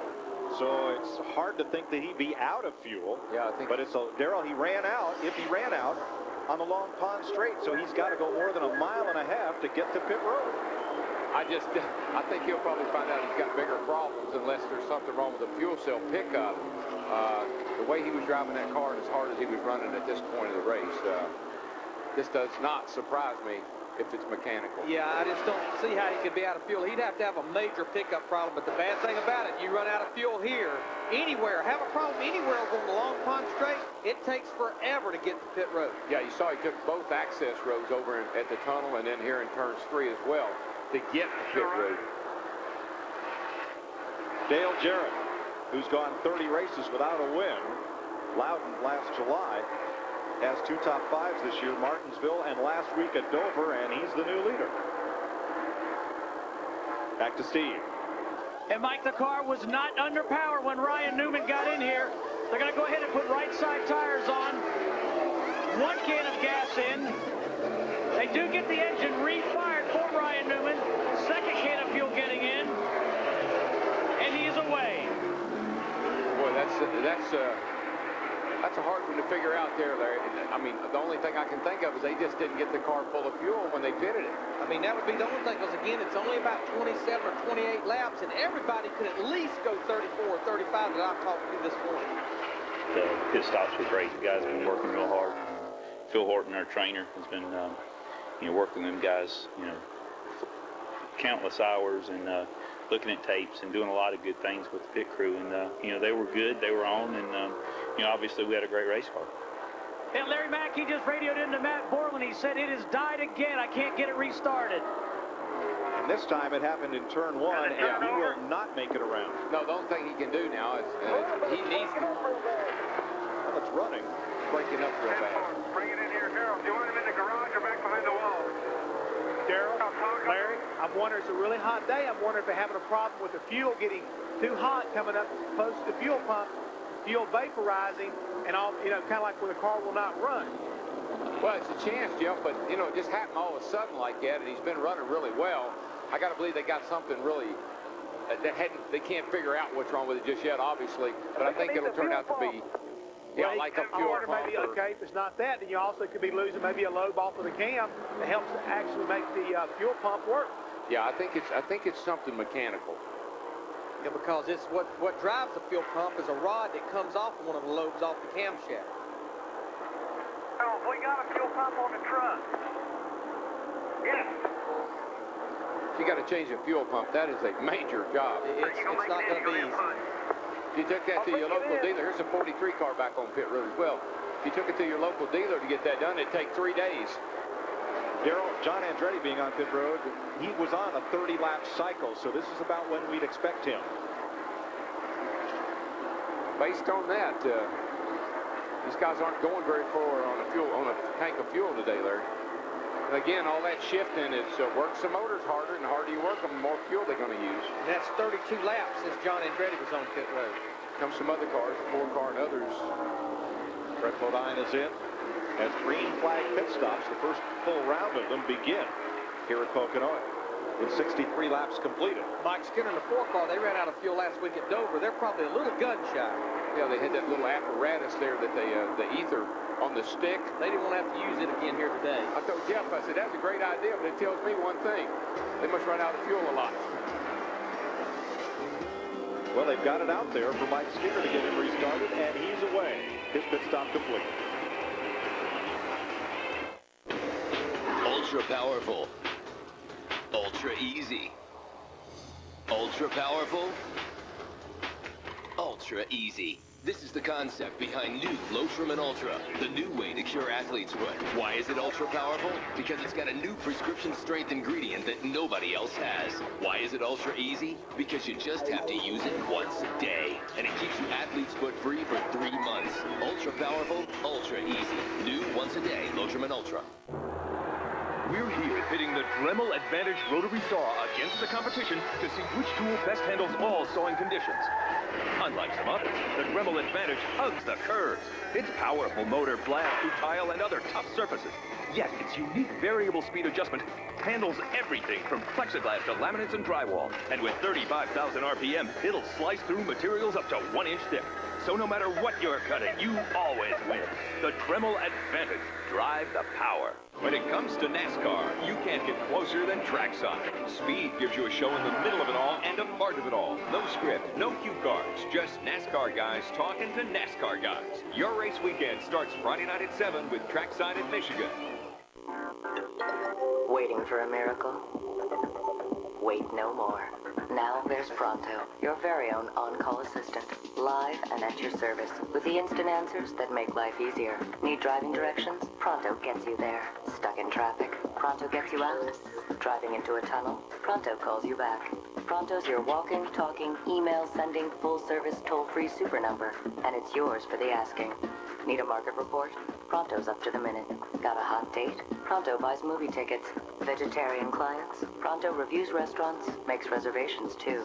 There's no buttons to push, no endless menus. It works from any phone, and it's a cinch to sign up. It's no contract. It's unlimited. It's more than just answers. Pronto, how may I help you? It's a solution. Pronto, your on-call assistant. Change everything you know. Try Pronto today risk-free for 30 days. Call 1-800-219-1077 to sign up now. Love that track. It's a place that, we've been very successful at ever since we put this team together in 1996. Obviously, Dale Jarrett likes it. He won the Pocono race there in 1995 in the 28 car. So, Robert Yates Racing and the horsepower Doug Yates and guys built over there, and set up some stuff that we've come up with over the years. It's just a place that's really sets with our likings. 3 of the top 10 cars are on pit road. Dick Berger. Jimmy Johnson pits out of second position. They got the wrench in the back of the car. He's a little bit loose when he's on the gas. Water temperature 220. That's not really a problem. A 4-tire routine change for Johnson. He's all done. Matt Kenseth in and out. Kyle Petty in. Jeff Gordon is in, along with Hermie Sadler, Bobby Hamilton, and Kevin Harvick. Matt? Mike Yepsiegler makes both a wedge and track bar adjustment on the right side of the car. A 4-tire change. Gordon said he had 0 drive off when he tried to get back in the throttle. The car was just so loose. He's good to go. These are pretty much all scheduled pit stops. Again, all the leaders are on pit road about lap 32. There you see Kevin Harvick, the 29 car. He moved up into the top 20. Ricky Rudd coming in. As these cars exit, Rudd from 43rd all the way to 6th place. A couple of those inherited, but he raced his way up to 9th, picked up 3 more on pit stops, and there he is in front of Dick. Now, Ricky Rudd is in so far. I don't see any activity at the nose of the car to pull any more tape off. A lot of dust flying off the right front tire. Rudd obviously using his brakes very heavily, and there goes a piece of tape off the nose to try and help pull that number 28 engine down. Rudd done with that stop. He's gone. Mayfield, Park, Benson in along with Strickland, and here's Rusty Wallace. A lot of trouble on the right rear tire. This is going to be a real lengthy stop for the 2 bunch. The reason they're having trouble is they pulled the spring rubber out of the right rear. It took them a few minutes laying there on the track, right or on the pit lane, right by his pit stall. I saw him pull that rubber out and throw it on the ground. Ward Burton, Steve Grissom, Kenny Schrader, Bill Elliott, and Dale Jarrett. Steve?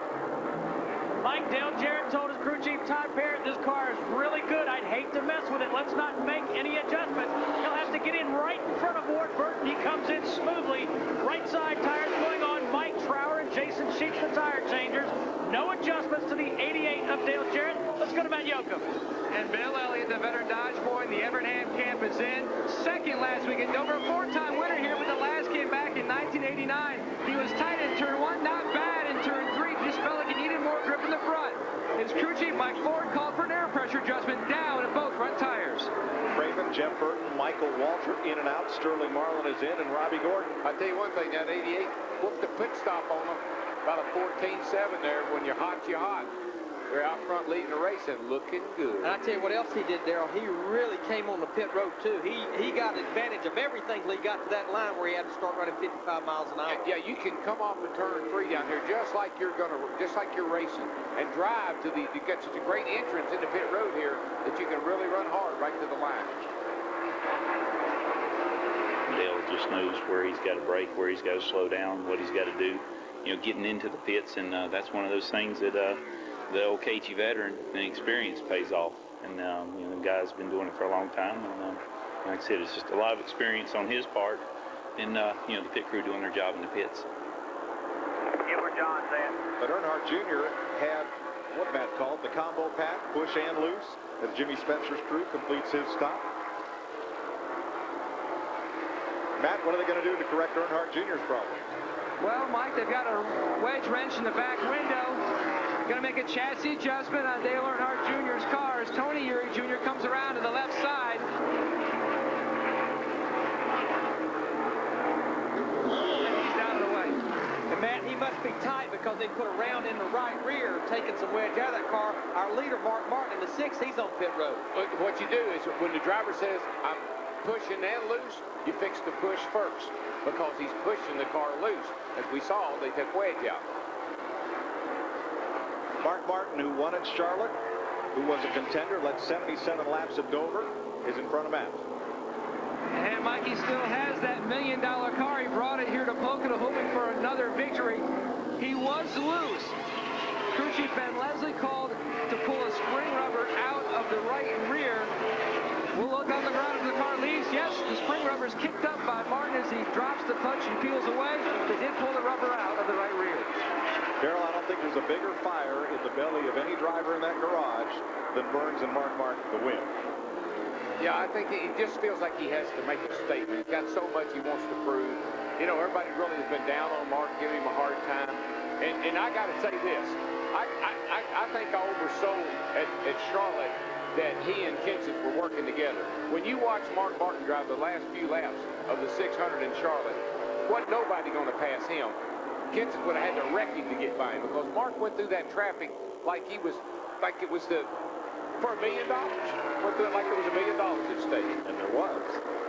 Terry Labonte in the 5 car, he is the last of the lead lap cars to come to pit road. That will put Dale Jarrett back in the lead. Bobby Labonte in 18 cars on pit road as well. Dick Berger. Well, it seems like every time Ryan Newman gets in a position to win a race, something happens to his engine, his car, something goes wrong. It's been blown engines today. Here it is, the fuel pump that was on Ryan Newman's car, the culprit. They have changed it. He is back out on the speedway. Mike? Now, that's a mechanical fuel pump, not an electric one like run another series, because if that car stops running, they don't want fuel to keep pumping. Electric pumps not allowed. No, they try to keep as many things not being electric as they can on these race cars.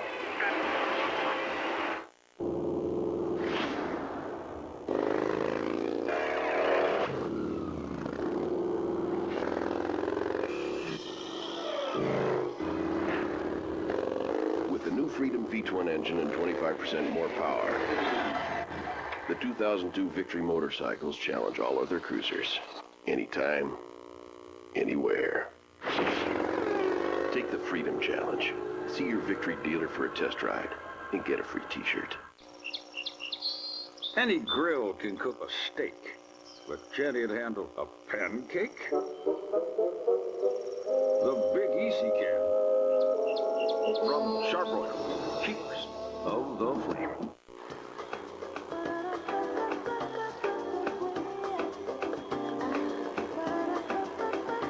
We don't know why boats are referred to like they're women. We just know this one is full featured. The 270 horsepower LX2000 from Yamaha. She's calling your name. Now get any Yamaha sport boat for just $99 a month. See your local Yamaha dealer for details.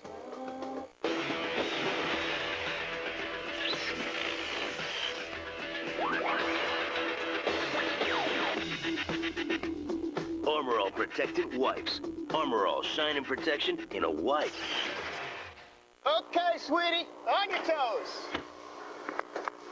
Swing through the ball, through it. Eye on the ball, hon. We're working on the forehand. Okay, let's try backhand. We'll work backhand. Okay, you just need to connect with the ball. Let's stay in the game, sweetheart.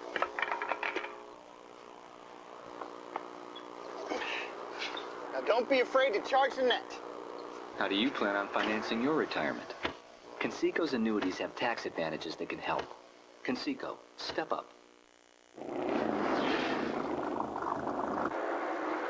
Just right front.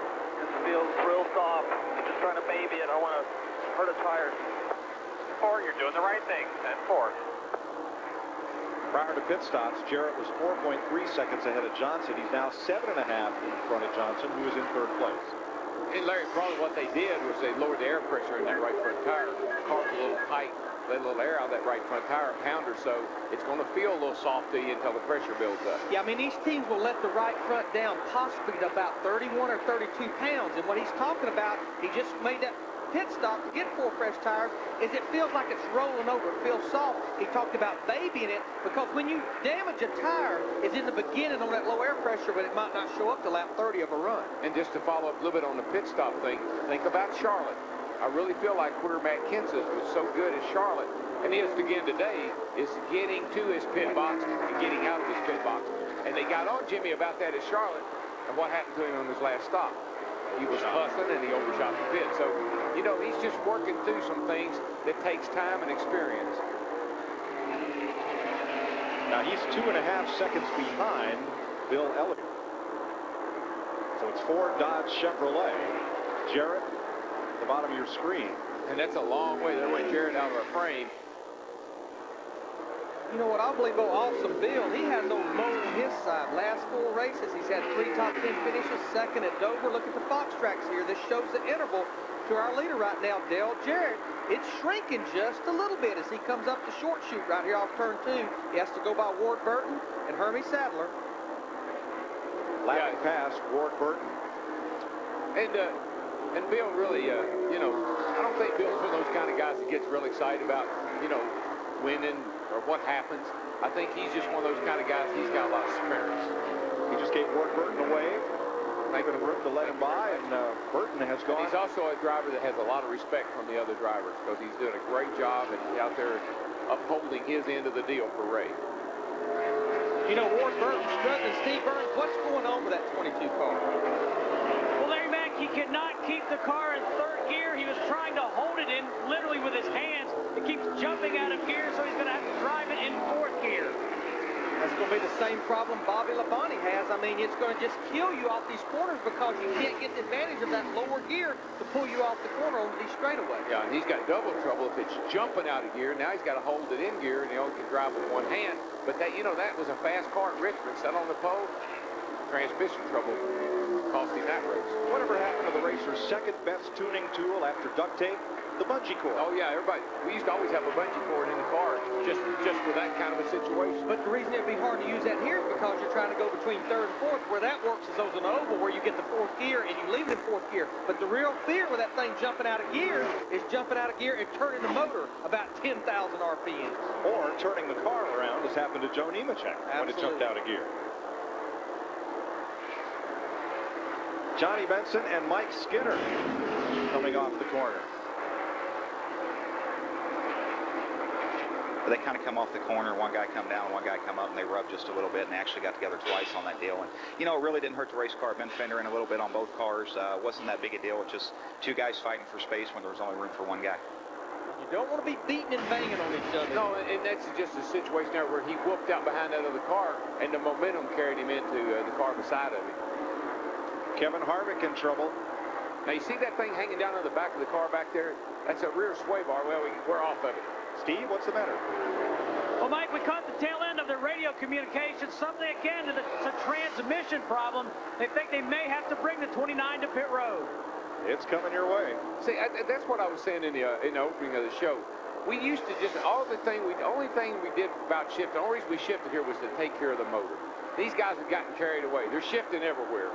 And I just don't think these cars are made to do that. These transmissions are certainly able to do that, but I just don't think we need to be doing that. And a lot like engine guys, transmission guys, they get a little aggressive with parts sometimes trying to make those things lighter, because if they're lighter, they're going to run faster. Kevin Harvick has just made a left turn into the garage. 82 laps, just past 200 miles here at Pocono. We've had a great year, but next year, I want more. More flirting. More time off. More money. Not for me, I'm rolling in it for you guys.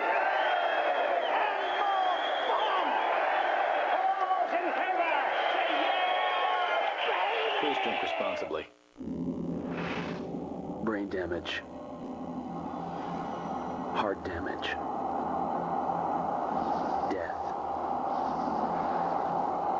Some of the most dangerous drugs aren't on the street. They're under your sink. Protect your kids. Tell them never to sniff inhalants. Because just one time can kill. Set rules. Be firm. They'll listen. When you have money problems, just going to the mailbox can be frightening. The bills and balances keep piling up. You're scared to even look. It's the same when the phone rings. You know it's another creditor, so you're afraid to answer. I don't know how my debt got so out of control. I thought bankruptcy was the only way out. Then I called Ameridebt and found the answer.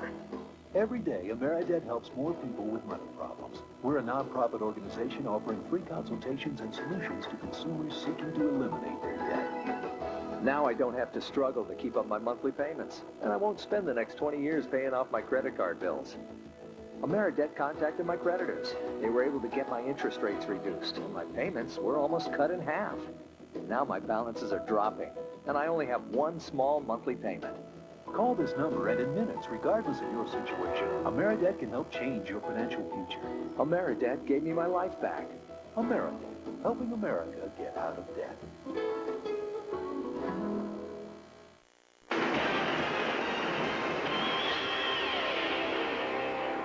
Clean air sure seems to be a big problem for everybody, so you want to try to get some track position. If there's a quick caution, whether you get tires or not get tires, you know, we're going to all try to do something like that, but you know, you definitely want to try to work your way to the front early in the race so you can get on the same page as some of the leaders. Ryan Newman has backed it into the wall after contact. Now, Newman was already 10 laps down for the fuel pump change. Things have not gone any better since. There is Kurt Busch, who was involved with Newman. Busch has already been in the garage. Had to do a little work himself. Yeah, he was 19 laps down. He's going off into turn one right there. You see Ryan Newman on the low side of Kurt Busch in the 97. Oh, he just slides up into it. Kind of run out of room. Boy, Mike Skinner in the 4 car, he's just barely going to slide by.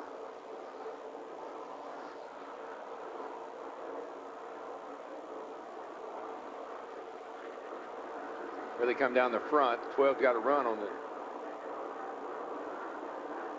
97, and he just turned it down in there and trying to stay off the 97, brought the back end around. Yeah, just it got him real loose as he got down in the middle of the corner. You're downshifting. You're on the brakes right there. It's real easy for that to happen. We had a great car in practice. We had a lot of things underneath the car that were going to go fast today. Just biding our time. My spotter jumped on the radio as I was exiting turn one and said, "Car high." I knew it was my teammate there. I had to give him room. I didn't know he was going to try to make a pass there. And then I ended up wrecking the race car. And then we got wrecked 35 laps down. That's one of those deals right there where things are already gone bad and you just made them worse. Obviously had a very fast race car, and now you got a very fast torn up race car.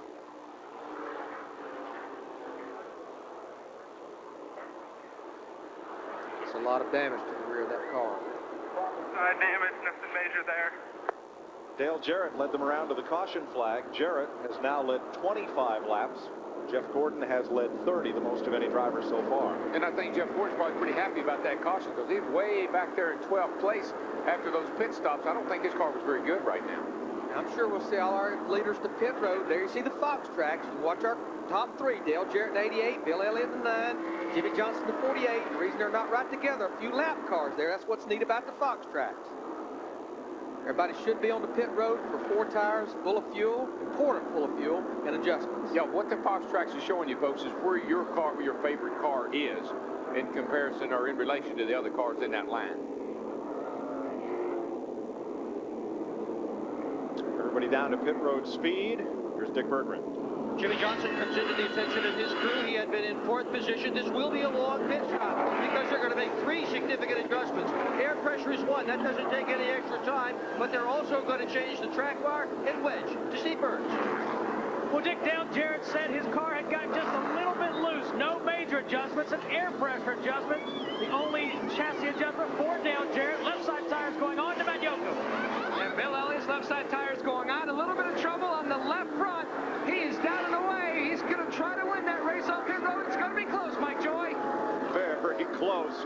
have to look at the replay from the line. That's 17. How about the 17? I mean, I watched that guy. I tell you, they have got it going on in the pits, boys. I got to tell you, I give my hats off to Matt. He brings that thing in the box. He gets it out of there. They're doing a great job.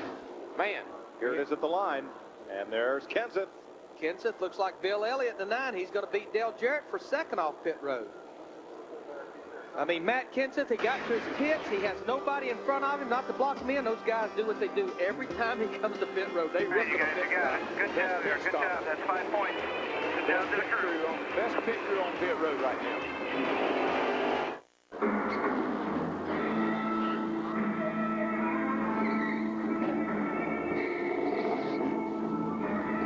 Introducing the 2003 Mercury Marauder. 302 horsepower, 4 doors, no nonsense.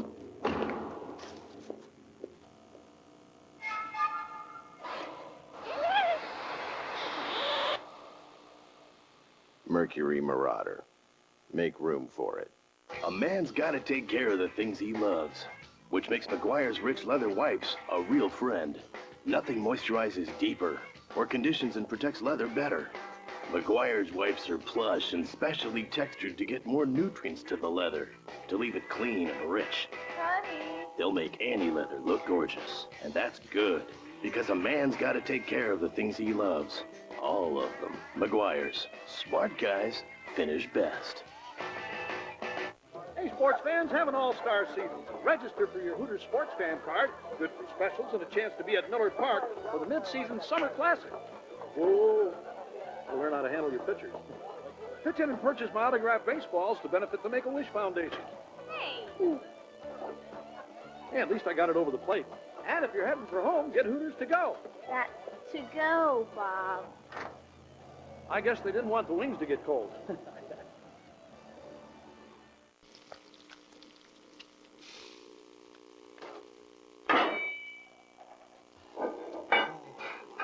You need more NASCAR. Rev up the NASCAR Winston Cup Series telecast with 5 in-car channels of race coverage and real-time in-car data. Now you can switch from car to car, ride along, and listen in from start to finish. Only on In Demand. Get it all on digital cable with the NASCAR in-car package. Test drive NASCAR in-car for free Sunday, June 16th. Check it out only on digital cable.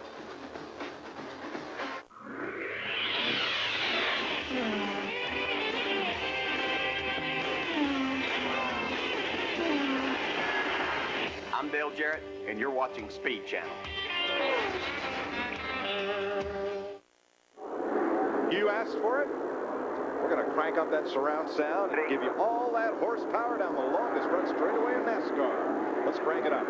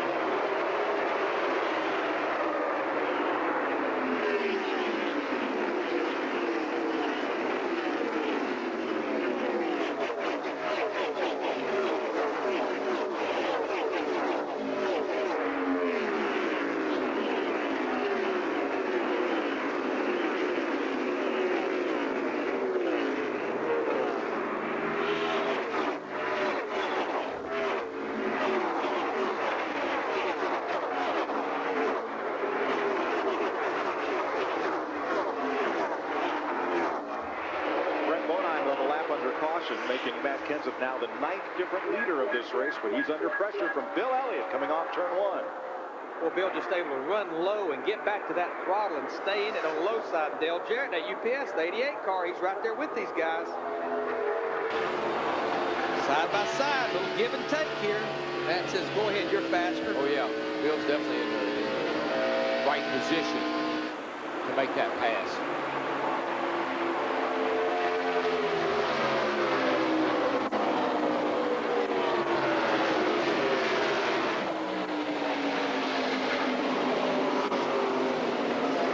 2 top 5s in the last 4 races. 4th at Richmond and runner-up last week at Dover, and who knows if that race had been 5 laps longer. Yeah, I just, you know, you had a good feeling about Bill coming here. After his run at Dover, he ran well at Charlotte. You had a good feeling about him coming here because this is the kind of race that a driver like Bill Elliott can do. Michael Waltrip right there in 12th place. Outside wall over 17. 17's in the wall over there, guys. 17 hit the wall on turn 2 over there.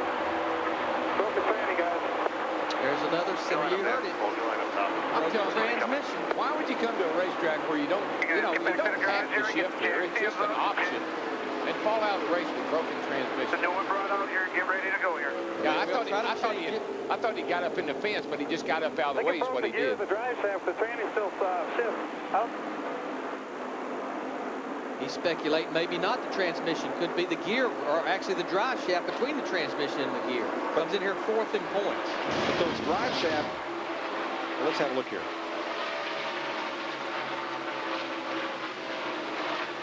Be right in the area where you make the downshift to 3rd gear. Yeah, it's coming up off of 2 over there. And isn't that a part of the drive line that takes a lot of abuse from shifting, as does the transmission? Oh, yeah. When you hammer that thing up into 3rd gear going down into turn 1 there at over 200 miles an hour on new tires, you can puts a lot of strain on a lot of parts. Hut Strickland, the 23, Johnny Benson, Mike Skinner, and Casey Atwood. It's a battle for about 25th. That's a wad. Atwood's sponsor, Sirius Satellite Radio, going to put on a free concert next Saturday in the infield of Michigan. Because we're in Detroit, Mitch Ryder and the Detroit Wheels, and the Blues Brothers. Oh, boy. Can't wait. I guess I won't get to see that because me and Burns will be in Kentucky doing the Busch race. We'll tell you all about it. There's a battle for 8. Tony Stewart in that 20 car, Mark in the 6 car. Tony's been, you know, fell back at the beginning. Now he's been working his way back into the top 10. Michael Waltrip right behind Stewart on the outside of Mark Martin. Here's Steve. Mike, when the caution came out, Michael Waltrip came to pit road running in the 11th position. They were on pit road for an extended stop. That's because they took a spring rubber out of the left rear and made an air pressure adjustment. His car had been pushing all day, but he's fought his way back up near the top 10. Robbie Gordon right in that pack. Dale Earnhardt Jr., John Andretti, who led earlier. But look who's up front, the veteran. Awesome Bill from Dawsonville. I tell you, he drove his heart out last Sunday at Dover.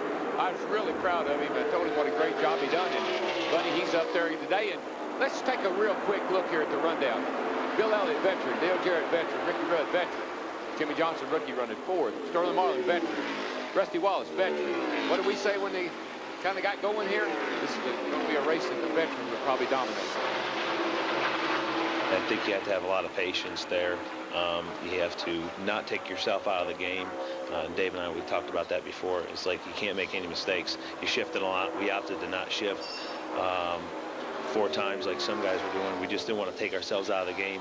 And sometimes the veterans, I think, are better at that. They're less aggressive, you know, the first 150 laps, and try not to take themselves out of the game. And I think that you'll see that at those places where you got to have a lot of patience. Now, Jeff Gordon ran away from the field. He built up an almost 3-second lead early in this race. Here he is back in 14th. Yeah, and he's got his hands full right now. He's not happy at all. But, Darrell, how many times have we seen this? And we've seen this so much. He's up front. He started up front. He leads the race. You start cycling through green flag stops, pit stops. He gets back. He can't go anywhere. I think that team must be one of those teams that if it ain't broke, don't fix it. We're going to fix it till it is broke. I've been a part of that many times. Sadly, yes. We are 4 laps from halfway here in the Pocono Mountains of Pennsylvania, and Bill Elliott is in command here by just about 4/10 of a second. Matt Kenseth has gone to the garage area where they're going to replace driveline parts. That's a rear end gear that they Bill Elliott's crew. Race strategy and an attaboy. We'll be right back. You go to the races, you watch them on TV. Still got the itch for more?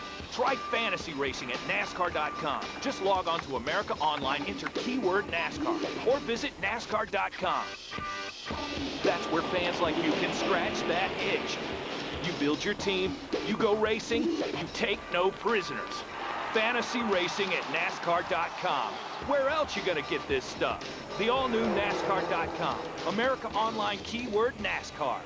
At the Beef and Bird Cook-Off, does anyone use a gas grill? You couldn't get anybody out here to cook with gas. Definitely want to use charcoal. Because when it comes to flavor... Proven fact that charcoal is better than gas. And the charcoal of choice. Kingsford, for sure. Kingsford Charcoal, because taste is everything. So, Kyle, John, tell me, who's your favorite driver out there? Oh, that's easy, man. Sal Fusco. Who's your favorite, John?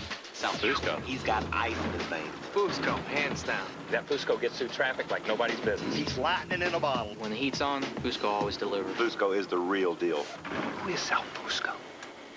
You don't know Sal Fusco. Kevin, he's right over there.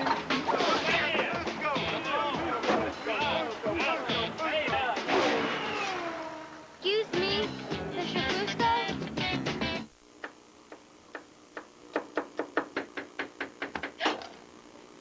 Would you please get out of the kitchen? There's no better feeling than that of a job well done.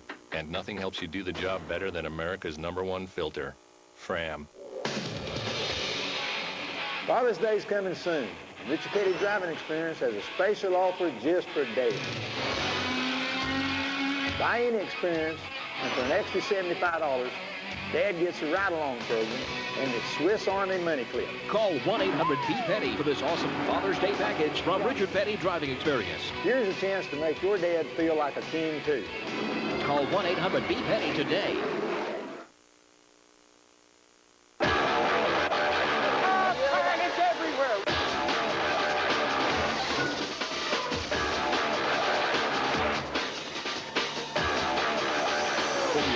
Lives on speed. No one gets you closer.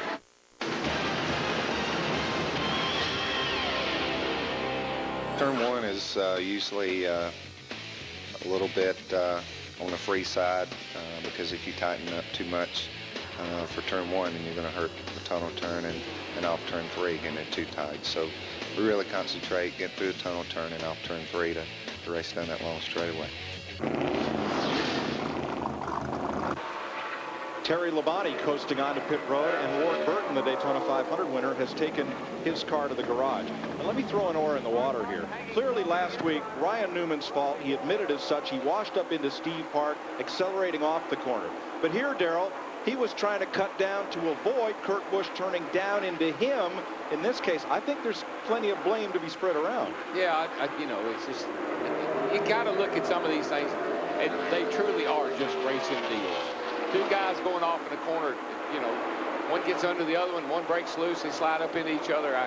I can't really point a finger or a lot of blame at any one guy in that situation. Kurt's already been in trouble. He's been in the garage working on his car. Ryan's been in trouble. He's been in the garage working on his car. That shouldn't have happened, but to me, it was just a racing deal.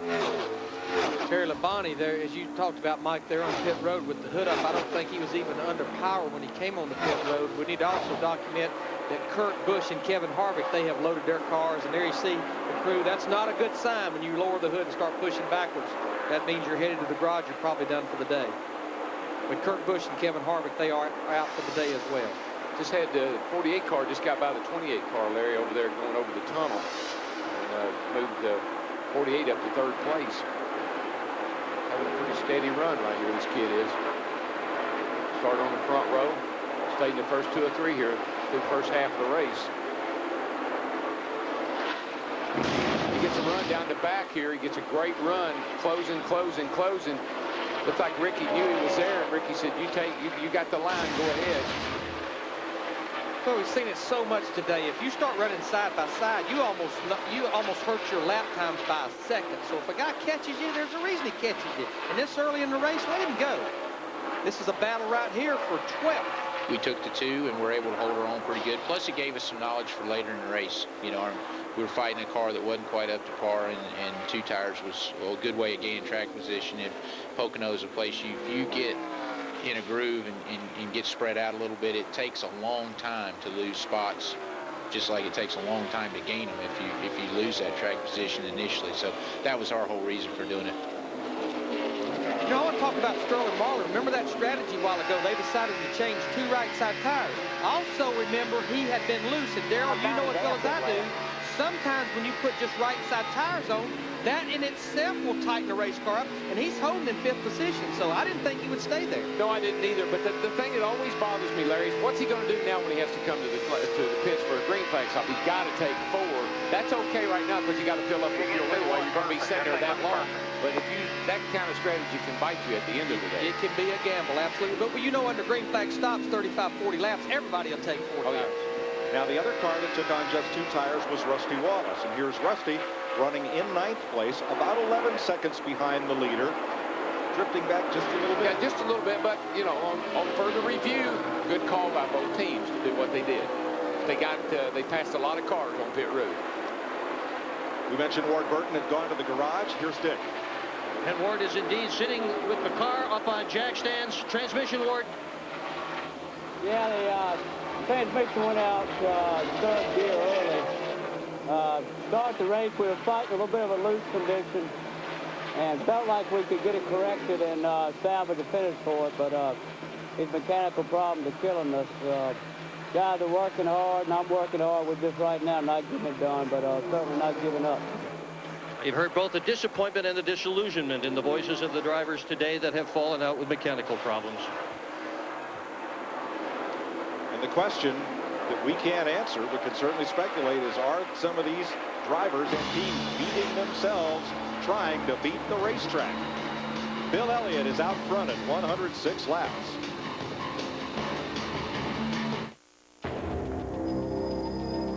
I am fast. So fast. I can make this car do anything, anywhere, on any track. A big screaming oval. Or a super tight city street. It doesn't matter. Faster right here. Or late break. Right there. In the cold and wet. The hot and dry. Doesn't matter. My team, my car. My mind. My reflex. Oh, faster. Faster.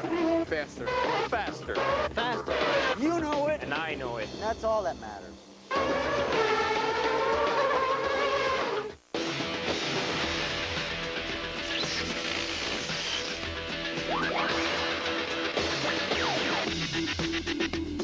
Armor All Protectant Wipes.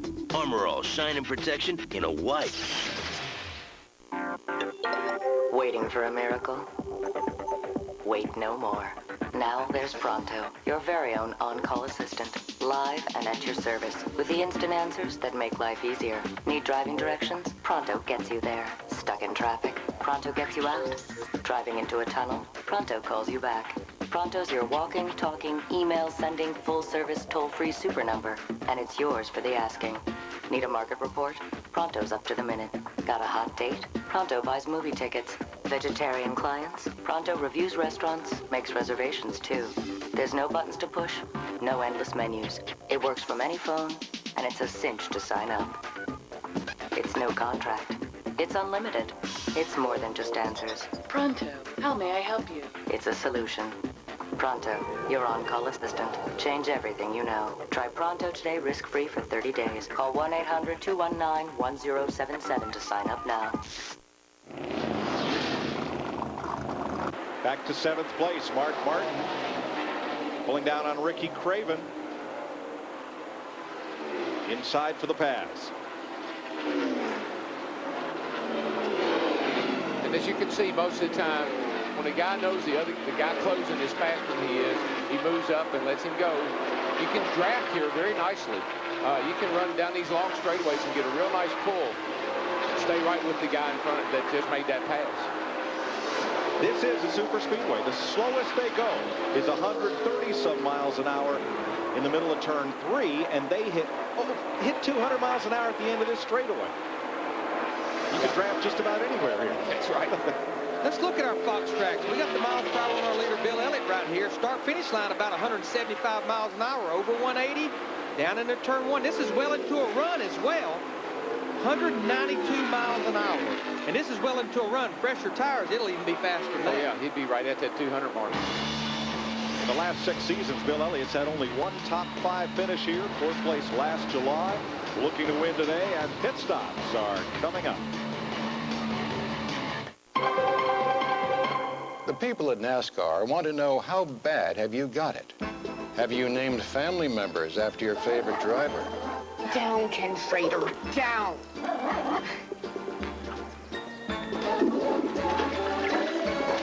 Do you use racing flags to warn others of dangerous situations. Now, be honest. How bad have you got it?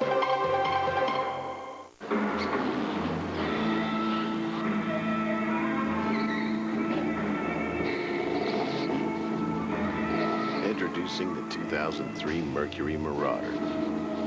302 horsepower, 4 doors, no nonsense.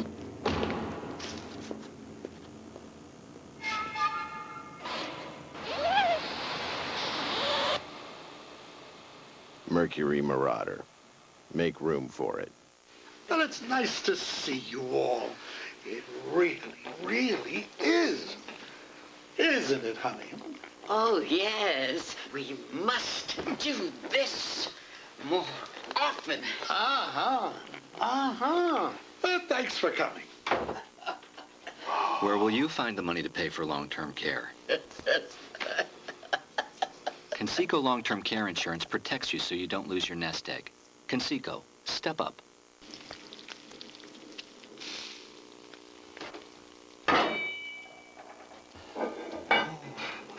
You need more NASCAR. Rev up the NASCAR Winston Cup Series telecast with 5 in-car channels of race coverage and real-time in-car data. Now, you can switch from car to car, ride along, and listen in from start to finish. Only on In Demand. Get it all on digital cable with the NASCAR in-car package. Test drive NASCAR in-car for free, Sunday, June 16th. Check it out only on digital cable.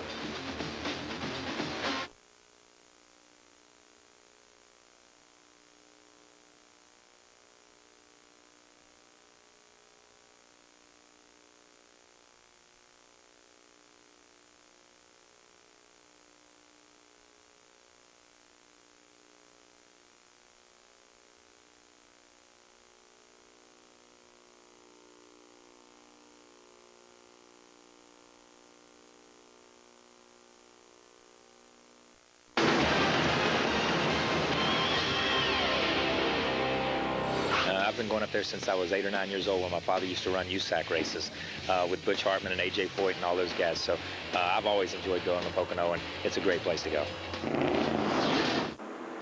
John Andretti was running in 15th place when his Cheerios Dodge ran into the turn 1 wall. Yeah, he was going by Robbie Gordon on the outside here. I don't think there was any contact. It just looks like Robbie held him out there. And John had to make a real late entry into the corner and got up in the loose stuff, and the back end come around on him. Dale Jarrett's car being characterized as a little bit snug. They're going to put 1 round of bite in the right rear and 4 tires, Matt Yoakum. Bill Elliott felt like his car was better on the first half of the run. In the second half, a little bit of trouble on the left rear. He's not going to beat the 88 or the 28 off Pier Road. They went down a half a pound on both front tires. 15.94 seconds for Elliott.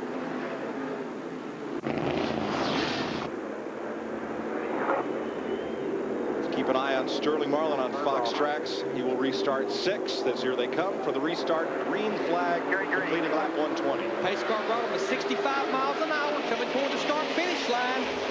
Well, at about 130 miles an hour before he even gets to high gear at the start-finish line. And he's back there in traffic. He's not out there in clean air. Watch him going out into turn 1, 173 miles an hour, off the throttle. About 132 miles an hour down in the middle of the corner, off the throttle. And the 28's alongside of his teammate there. Ricky Rudd has not yet led today. Challenging for the lead, and I think he's pretty well got it. From last to first. Well, that 28 car looks really good, Larry. This down, I mean, the nose of that baby is sealed off against the racetrack. For more on race leader and defending race champ Ricky Rudd, Dick Berger. Just before the start of the race, Mike, Ricky Rudd and I were standing around his car, and we were just having some casual conversation. And, you know, Rudd has been outspoken about all the stuff that's been said about how these kids are dominating the series. And he looked at me and he said, you just tell all the announcers on the broadcast, wait until about the halfway point of this race, and then tell me about the youngsters. Well, you got veterans in the top 4 spots.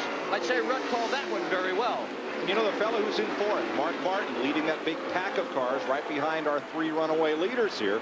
It was Mark who first started discussing the phenomenon of young drivers.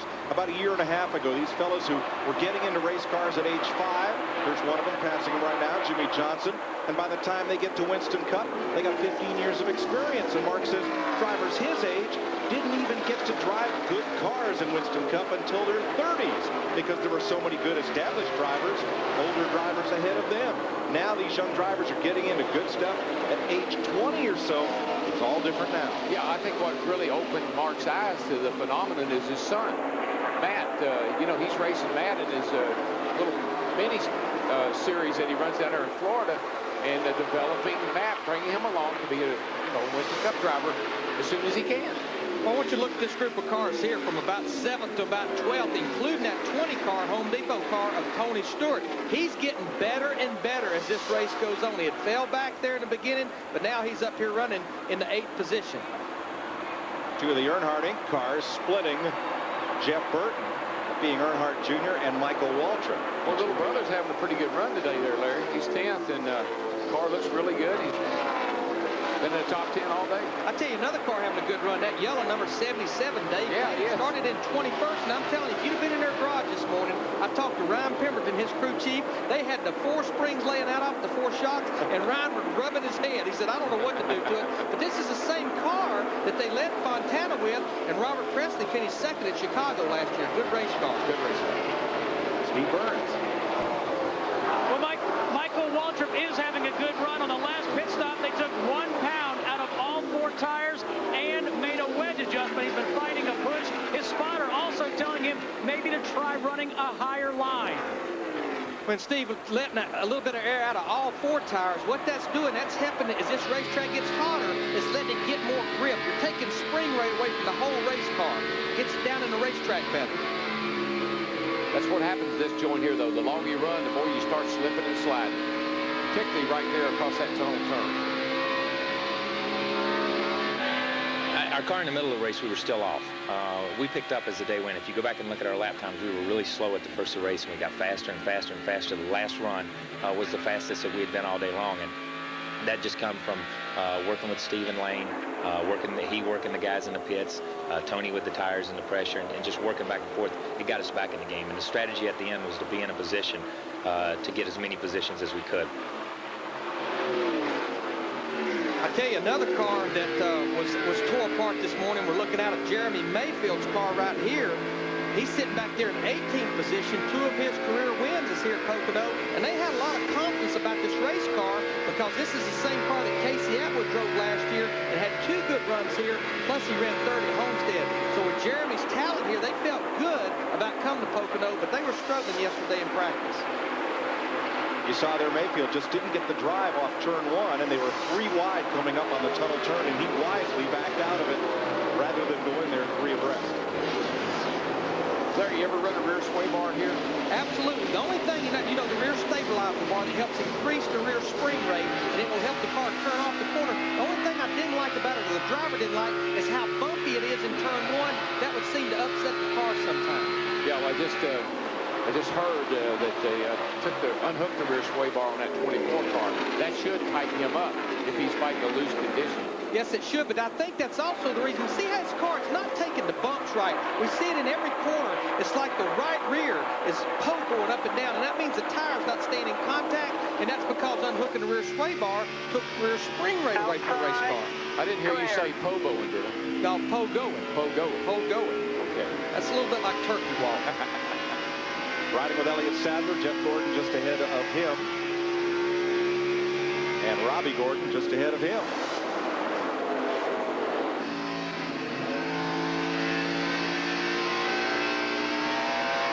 Robbie Gordon, perhaps, well, it's hard yet to say whether he'll be adversely affected by the team change at Childress Racing.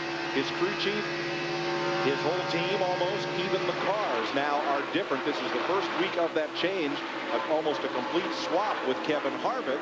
And Gordon had begun to show a lot of good runs, and now everything's new for him. Yes, it has. And again, they did not swap all of the cars because, in fact, this particular car is the one that he won Loudon, New Hampshire with last November. We look at the battle here between Rusty Wallace and his ex-teammate Jeremy Mayfield on the 19th. This is a battle for 18th. Mayfield has the line, and now he's got the room. And he's got the run across the short chute. Ward Burton back on track after a while in the garage. You know, we talked about Casey Atwood, that 7 car. He had 2 good runs here last year, lost an engine, and he's up there battling those guys as well. Riding with Atwood. And the 8 car, Dale Earnhardt Jr. trying to get himself back on track here. He's had an up and down day, and he's back up to 9th.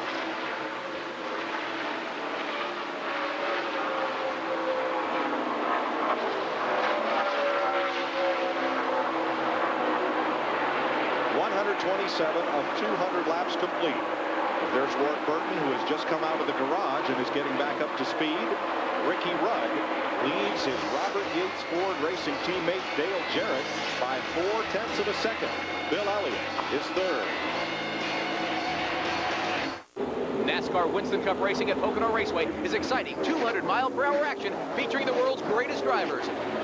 Pocono Raceway is also fan-friendly with affordable ticket prices, free daytime grandstand parking, a family-friendly atmosphere, and Pocono PFC. Pocono is pretty, friendly, and clean. The stars of NASCAR return to Pocono Raceway in 7 weeks for the July 28th Pennsylvania 500. New this year, giant screen TVs. For tickets, call 1-800-RACEWAY or visit PoconoRaceway.com. You can always spot a Yamaha owner by the expression on their face and the way they take advantage of the summer. Now you can take advantage of summer on a great deal because you can get any wave runner for just $49 a month or 2 wave runners for $72 a month, including the revolutionary 4-stroke FX140. So see your local Yamaha dealer today and have your family on the water by tomorrow. Buy an FX140 and outfit your family with $300 in free Yamaha accessories. Offer ends soon. We're here to see how the Dremel Advantage rotary saw outcuts its competition. With its variable speed and powerful motor, it'll blast through materials like wood and tile, yet smoothly handles plexiglass, laminates, even drywall. The Dremel Advantage. You know, ideas and inventions come from people in all walks of life, and most of the century's top inventions came from individuals, not companies. Do you have an idea for a new product or invention? Are you interested in trying to submit your idea to companies for a good faith review and in trying to patent it as well? If so, Invention Submission Corporation has information to help you get started. ISC is America's largest inventor service firm with over 50 offices nationwide. Call this toll-free number now to see how to get this free information. The information includes forms to assure confidentiality, a form to record and date your idea, plus an informative brochure that explains how to submit your idea to companies through ISC's data bank and how to apply for a patent. Even if you only have an idea for improving an existing product, you'll want to call now for ISC's free information. For your free information, call Invention Submission Corporation at 1-888-837-IDEA. That's 1-888-837-IDEA. Winston Cup Wednesday is brought to you by Dremel. Dremel.com can help you with lots of projects, even finding a gift for Dad. Dremel.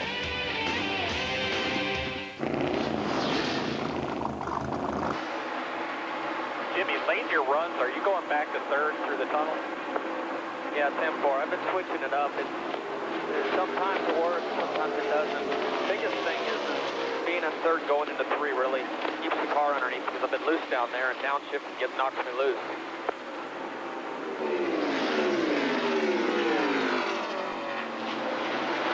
Well, what he's saying is when he has to make that shift, it changes the RPM of the engine, and it sounds like it's making the car get loose when he makes that shift. You hit these turns so fast and so hard, and you jam that thing in another gear, it'll actually make the back tires try to lock up, almost like they've got too much rear brake. It's hard to jump out from under you. Pocono's always been a place that's hard on a lot of things. It's hard on batteries, it's hard on engines, it's hard, especially hard on transmissions because there's so much harmonics there and the racetrack's so rough. You know, we ran our standard package. We've probably run there for 10 years, and what I've been around for 10 years, and it's pretty well bulletproof. You know, I think a lot of people had more problems than we have in the past because a lot of people are shifting 2 and possibly 3 times in some areas, and the more you shift, the more of a chance you have to have on hurting your stuff. So, you know, we did the old safe deal, and we shifted once and took care of our stuff, but it's pretty demanding on parts there, and the more you shift, the bigger chance you have of having a problem.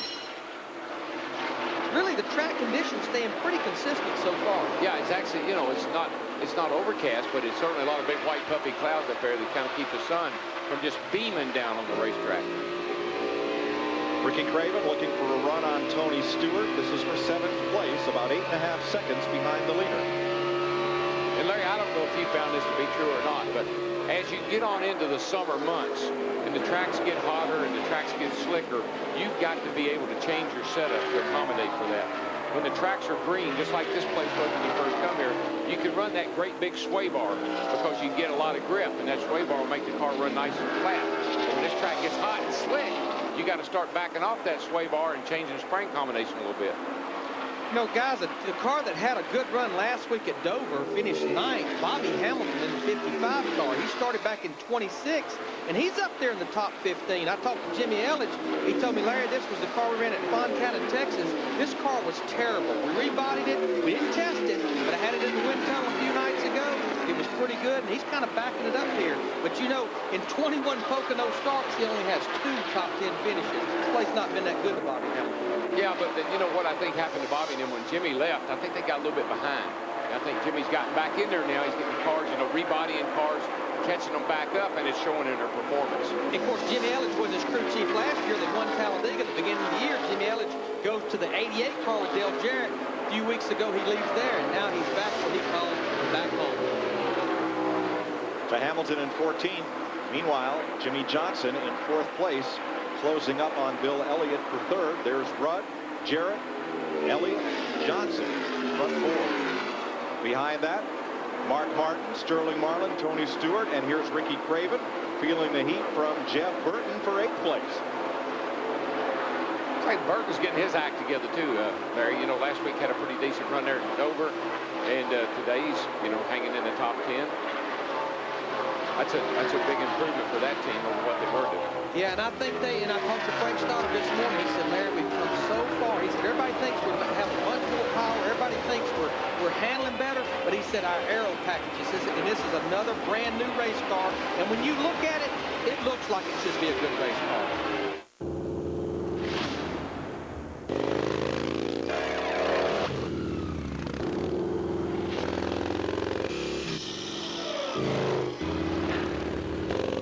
With the new Freedom V-twin engine and 25% more power, the 2002 Victory motorcycles challenge all other cruisers. Anytime, anywhere. Take the Freedom Challenge. See your Victory dealer for a test ride and get a free t-shirt.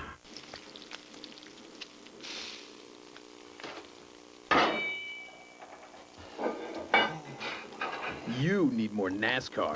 Rev up the NASCAR Winston Cup Series telecast with 5 in-car channels of race coverage and real-time in-car data. Now you can switch from car to car, ride along, and listen in from start to finish. Only on In Demand. Get it all on digital cable with the NASCAR in-car package. Test drive NASCAR in-car for free Sunday, June 16th. Check it out only on digital cable.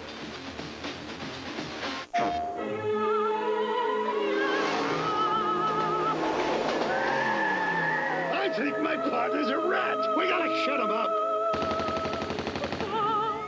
They want a war, they got a war.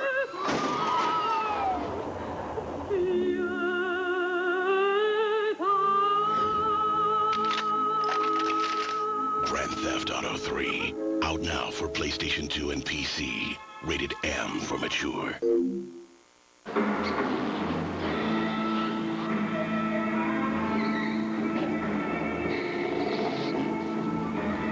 Introducing the 2003 Mercury Marauder. 302 horsepower, 4 doors, no nonsense.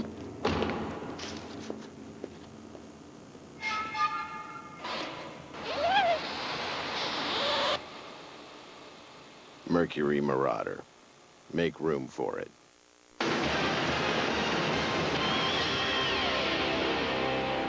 Pocono's one of our favorite racetracks. For me as a crew chief, it's always been a place I've had a lot of fun at. It's a challenging place, and it's a place if you get your chassis right, your driver can go do very well. So, you know, to me, a lot of people don't like it, but it's an awful fun place to go race.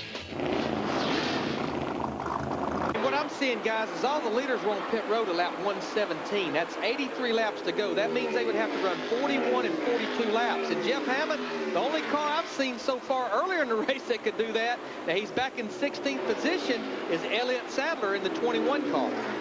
Larry, getting nailed right on the head, buddy. 21 car, along maybe with the 36 and the 45 of Kyle Petty, might be able to get that far because they came in just before we went back and restarted on lap 120. You're going to have to stretch the fuel mileage at least 40 laps. Somebody does to be able to go the distance. And these three cars are the only ones I've seen so far that might be able to do it. Everybody else is going to come up somewhere between 4 and 6 laps short. I don't know, guys. I think what you'll find, that these guys will get to that window where they can make it on one more stop.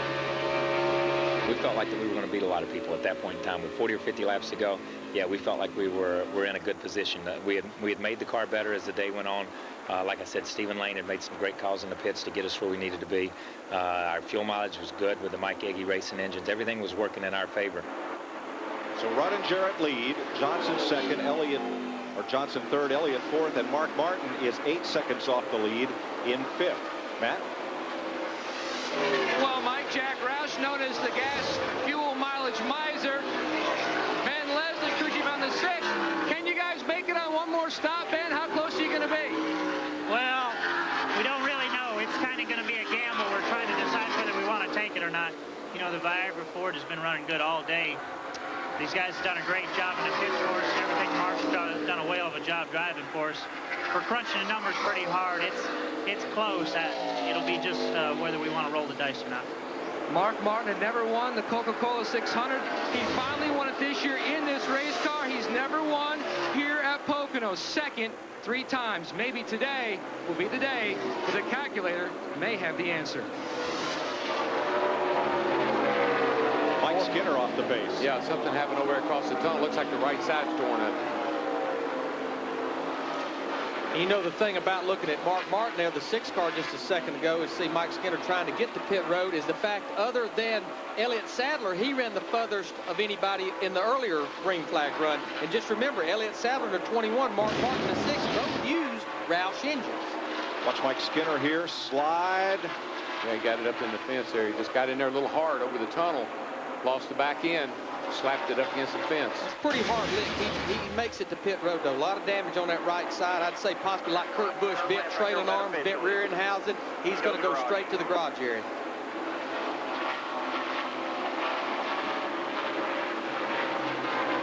Darrell, you know from running here at Pocono, the best way you can save fuel is you say get it in that overdrive.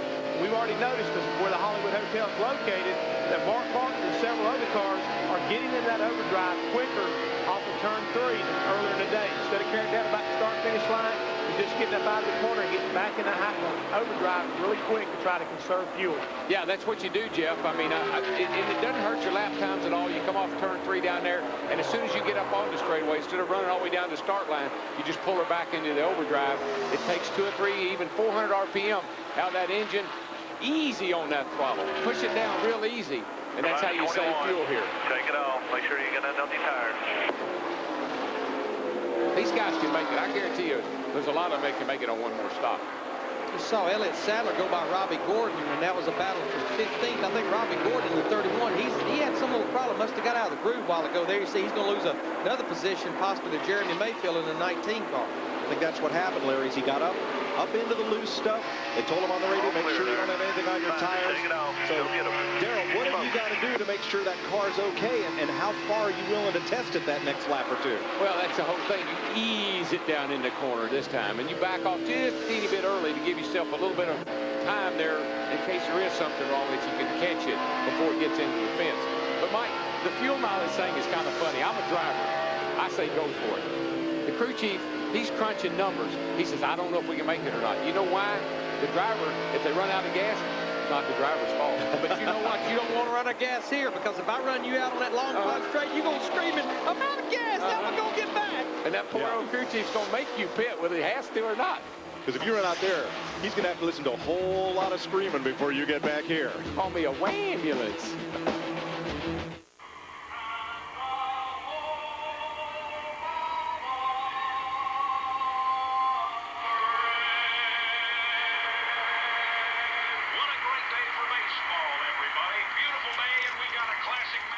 the Beef and Bird Cook-Off, does anyone use a gas grill? You couldn't get anybody out here to cook with gas. Definitely want to use charcoal. Because when it comes to flavor... Proven fact that charcoal is better than gas. And the charcoal of choice. Kingsford, for sure. Kingsford Charcoal, because taste is everything.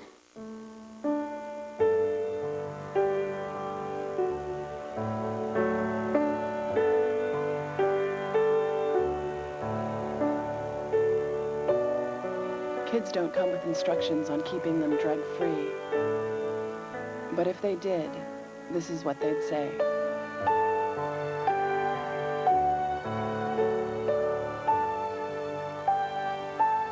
Call to find out what else you can do. Every day, AmeriDebt helps more people with money problems. People like Tom Baker. My credit card debt was outrageous. Then I called AmeriDebt. They contacted my creditors and got my payments almost cut in half. Now I have only one small monthly bill. AmeriDebt is a nonprofit organization that offers free consultations to consumers seeking to eliminate their debt. People like the Shaws. Every month I pay our credit card bills, but the balances never seem to get smaller. AmeriDebt got our interest rates reduced, and now the balances are dropping dramatically. And what's even more amazing is our payments are less than before. Just call this number, and regardless of your credit, in minutes you can join the thousands of people who have turned their financial lives around. People like Maria Rinaldi. Before I called AmeriDebt, the creditors were calling every day. I thought bankruptcy was the only way out. Now I'm debt-free, and my credit rating has been restored. Call 1-800-532-1100. AmeriDebt, helping America get out of debt.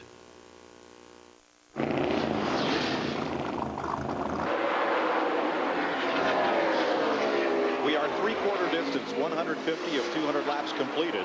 And of the top 10, 9 are experienced drivers. Ricky Rudd, the leader.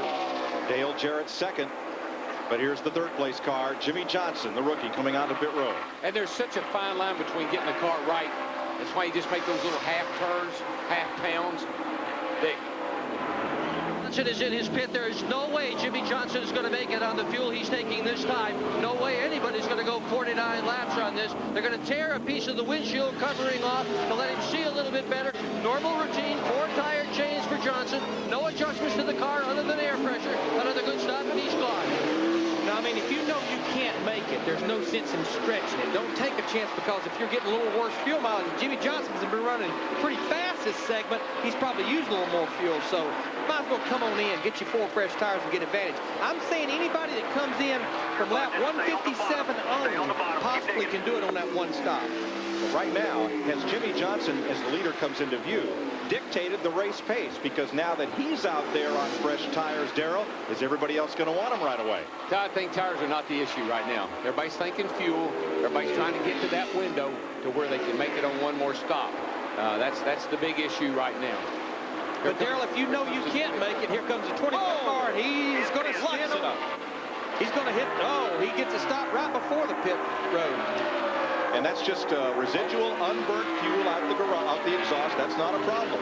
But Gordon, trying to keep race speed as far as possible, locked up the brake, trying to get to pit road speed, spun out. And the clock is going tick, tick, tick while this is going on. Now, will he stop, or will he drive through to stay on the lead lap? Oh, no, he's got to stop. He's already committed. He was there for fuel, so we know he can't run any further. There's no sense in it. Casey Atwood in the 7 car, he's on pit road as well. This pit road is such a pit road that you come off turn 3 there, and you can race yourself right to the end of the pit lane. But as you saw, you can also get in big trouble, too. Just watch what we're talking about. Here he comes, carrying a lot of speed. See the rear tires? He locked up the rear brakes. Trying to get down to that 55 miles an hour. Exactly. Dale Jarrett's in, second place car. Steve.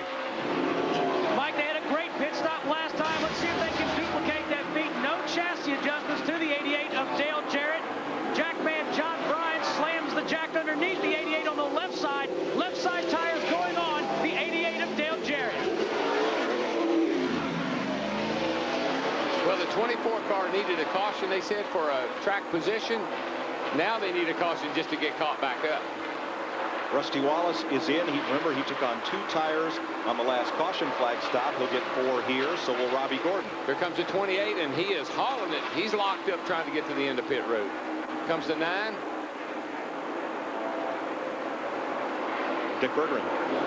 Kevin Hall is going to carry front tires for Ricky Rudd. Bobby Burrell is going to change the fronts. Paul Volk is carrying the rear tires. Ray Holm is changing them. 57-year-old Norman Cujoviso, the gas man. He is perhaps the most important of all. Pack that tank, get as much as he possibly can in. They can't go all the way, they know that, but they want to go as far as they possibly can. Come back. Bill Elliott is in. They made a track bar adjustment up one round. They're also going to make an air pressure adjustment on the 9 car. They do not feel they can go the distance. They're probably going to have to stop one more time for a gas and go. Today.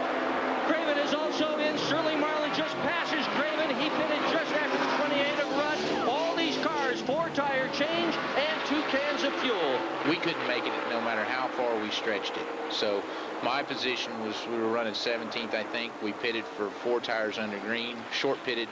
And after it all cycled out with the guys that were trying to make it all the way, we ended up running about 11th or 12th.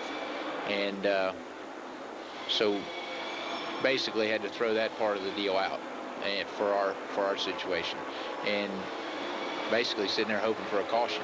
Tony Stewart, the 20 car, he's on pit road. Mark Martin has assumed the lead right now in the 6 car. And he's one of the ones we will be watching to see how much further he will go. And these cars normally have a balance bar in there that they can adjust. I am not a big fan. I told my guys always, I don't want a lot of rear brake. On these fast speedways, that's so many times you get yourself in trouble. Matt's in Tony's pit. Tony Stewart in. You can see the wrenches in the back windows. Shaggy makes a track bar adjustment. Jeff Gooch Patterson. Oh, Tony Stewart stalls the car. Gooch tried to pack that fuel cell full. Stewart stalled it when he dropped the clutch. And now out front, 2 Roush cars, Mark Martin and Jeff Burton. And they can make it on fuel. If they make one more lap, here comes Burton. Right now, I think they're in the window, Larry. I believe that the 99 and the 6, if they top up, pack it full right now, I think they can make it.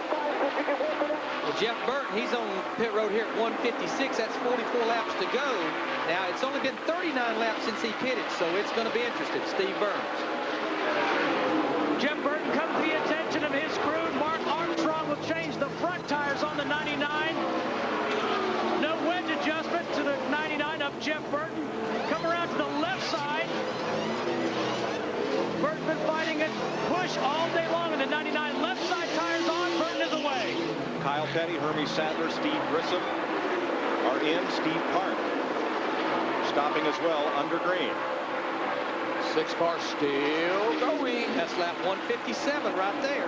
2 more laps, pal. Just conserve fuel. 2 more laps. That's a given. He can make it. And he's running his own race right now. He don't care what other people are doing. Did you see the cartoon in Winston Cup scene this week? And Mike Smith from the Las Vegas Sun does the cartoon every week. Why is Mark Martin so good? And it's got a crewman saying, hope NASCAR doesn't see this. He's pouring little blue pills into the gas tank of Mark's car. Maybe they're gas mileage pills. Maybe they're not. Maybe not. Now what I see 5 cars that have not pitted yet. 2 of them are Roush cars, which is Mark Martin, and remember, Elliott Sadler. There you hear Ben Leslie telling Mark Martin, that's their fuel gauge, fuel pressure. You don't want, if you start seeing the fluctuate, you better get to pit road.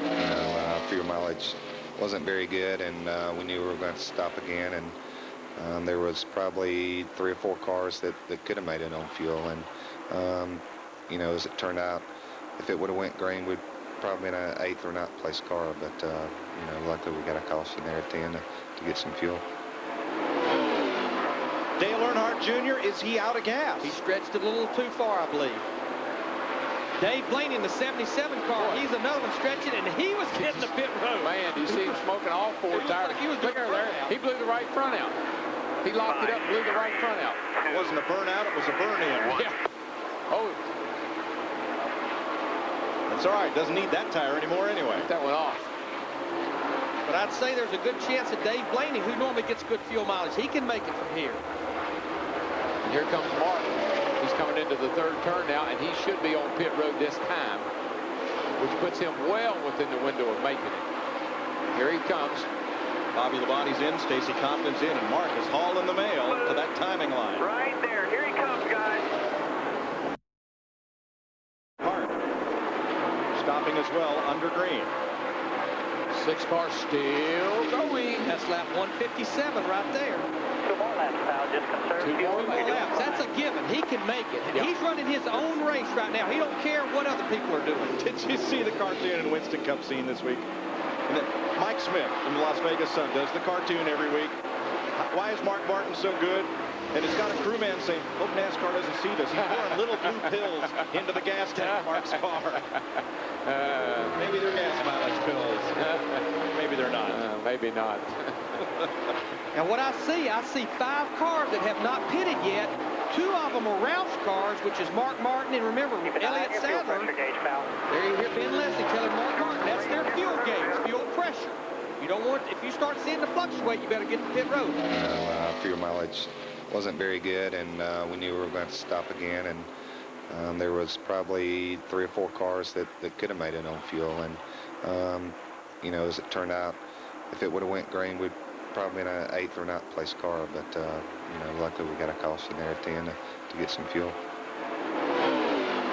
Dale Earnhardt Jr., is he out of gas? He stretched it a little too far, I believe. Dave Blaney in the 77 car, he's another one stretching, and he was hitting the pit road. Man, you see him smoking all 4 tires. He was doing there. He blew the right front out. He locked it up, blew the right front out.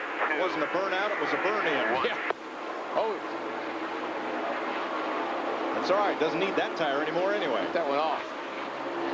But I'd say there's a good chance that Dave Blaney, who normally gets good fuel mileage, he can make it from here. And here comes Mark. He's coming into the 3rd turn now, and he should be on pit road this time, which puts him well within the window of making it. Here he comes. Bobby Labonte's in, Stacy Compton's in, and Mark is hauling the mail to that timing line. Right there. Here he comes, guys. Now the 15 car hadn't pitted yet. Or the 21 of Elliott Sadler. We saw him go 44 laps earlier. Looks like a hold on Dale Earnhardt Jr. Look at it, looked like speeding on pit road, but if he was not running. Get off the car. Matt Yoker, what's going on? Larry back there holding it. His car was silent. When he came in, he was out of gas. When he's out of gas, he could not tell the speed limit by the tachometer. It was a tough entry for Mark Martin because he had to go around the 8 car. They were trying to stretch Martin's team, trying to stretch it to lap 159. They made their window. They're packing that fuel cell full of fuel, and he is down and away to Steve Burns. Well, Matt, Michael Waltrip was afraid he was running out of gas, but they get to pit road just in time. Greg Osborne changing tires. Michael's fighting a push as well. 1 pound of air back in all 4 tires for Michael Waltrip. Elliott Sadler and Jimmy Spencer. Great stop on Michael. Boy, that team is really on it today, Larry. Spencer getting his work done as Ricky Rudd will come back to the lead. Now, when they come back here in July on Thursday in Berwick, 40 miles away, Jimmy's hometown, he's going to have a little charity golf tournament up there. I wonder if he'll be doing any gardening. Little garden party, maybe? Ricky Rudd has gone back to the top of the leaderboard with 40 laps to go in the Pocono 500.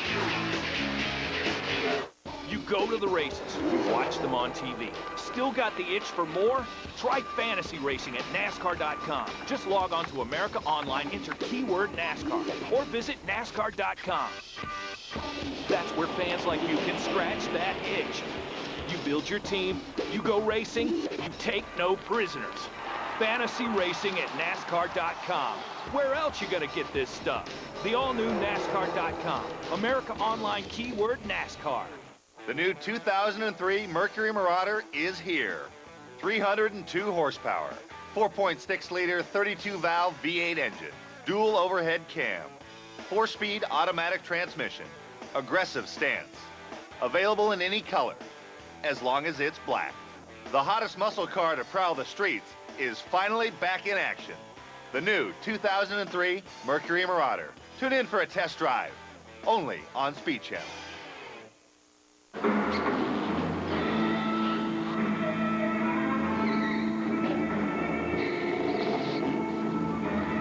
Introducing the 2003 Mercury Marauder. 302 horsepower, 4 doors, no nonsense.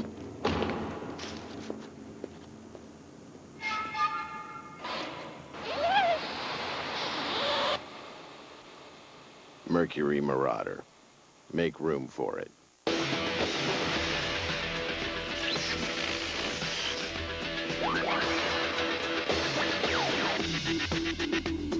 Armor All Protectant Wipes. Armor All Shine and Protection in a wipe. Any grill can cook a steak, but can it handle a pancake? The Big Easy can. From Charbroil, keepers of the flame. When it comes to NASCAR, you can't get closer than trackside. Speed gives you a show in the middle of it all and a part of it all. No script, no cue cards, just NASCAR guys talking to NASCAR guys. Your race weekend starts Friday night at 7 with Trackside in Michigan.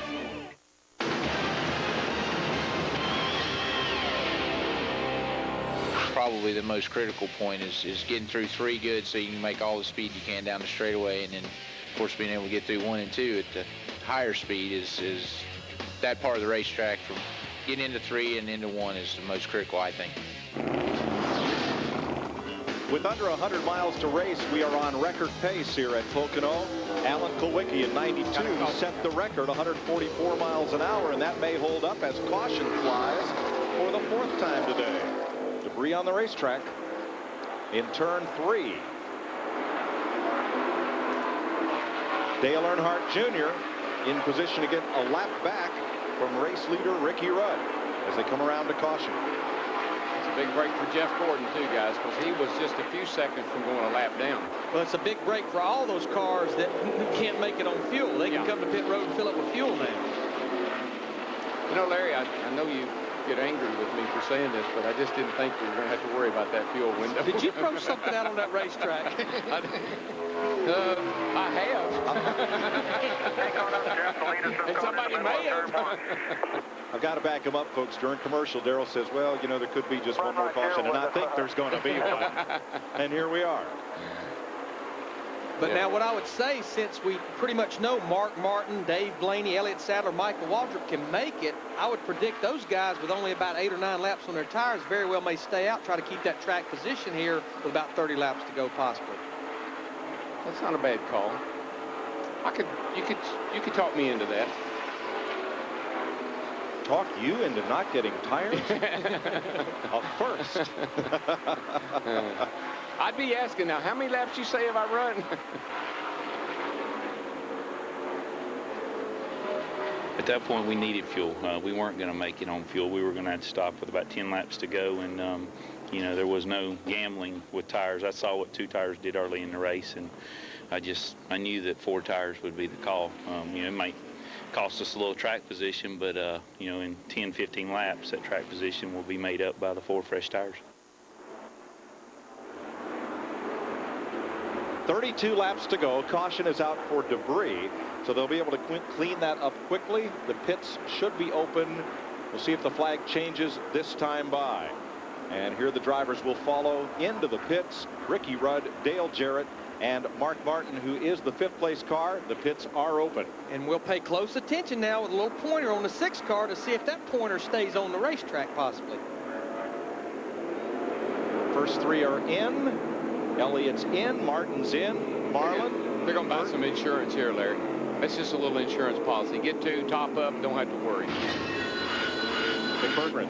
Car 28, Ricky Rudd, 4,800 in 2nd gear, down on pit road. He needed this stop very badly, could not have made it to the end. By the fuel he had, they're going to put 4 tires in to Steve Burns. Pit car 88 is in. They will make a chassis adjustment. 2 rounds, 3 rounds on the 88 of Dale Jarrett. Right side tires on, left side tires going on. Let's go to Matt Yoakum.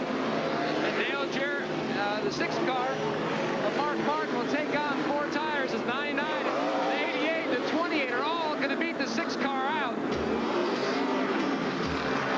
Well, I do know that Rusty took 2 tires. I watched him. I believe Sterling took 2 tires.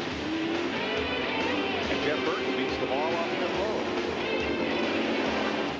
We're here to see how the Dremel Advantage rotary saw outcuts its competition. With its variable speed and powerful motor, it'll blast through materials like wood and tile, yet smoothly handle plexiglass, laminates, even drywall. The Dremel Advantage. Ultra powerful. Ultra easy. Ultra powerful. Ultra easy. This is the concept behind new Lotramin Ultra, the new way to cure athletes' foot. Why is it ultra powerful? Because it's got a new prescription strength ingredient that nobody else has. Why is it ultra easy? Because you just have to use it once a day. And it keeps your athlete's foot free for 3 months. Ultra powerful, ultra easy. New once a day Lotramin Ultra. Hey, Jeff. Bobby, want to race for a Coke? You're on. Oh, yeah. Ready? Go! Not again. Uh-huh.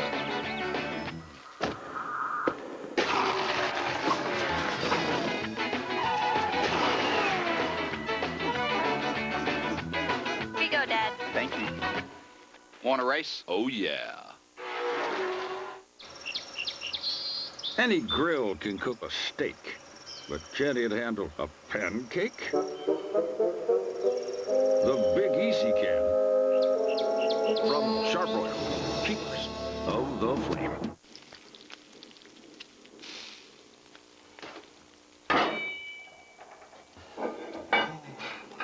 You need more NASCAR. Rev up the NASCAR Winston Cup Series telecast with 5 in-car channels of race coverage and real-time in-car data. Now you can switch from car to car, ride along, and listen in from start to finish. Only on In Demand. Get it all on digital cable with the NASCAR in-car package. Test drive NASCAR in-car for free. Sunday, June 16th. Check it out only on digital cable.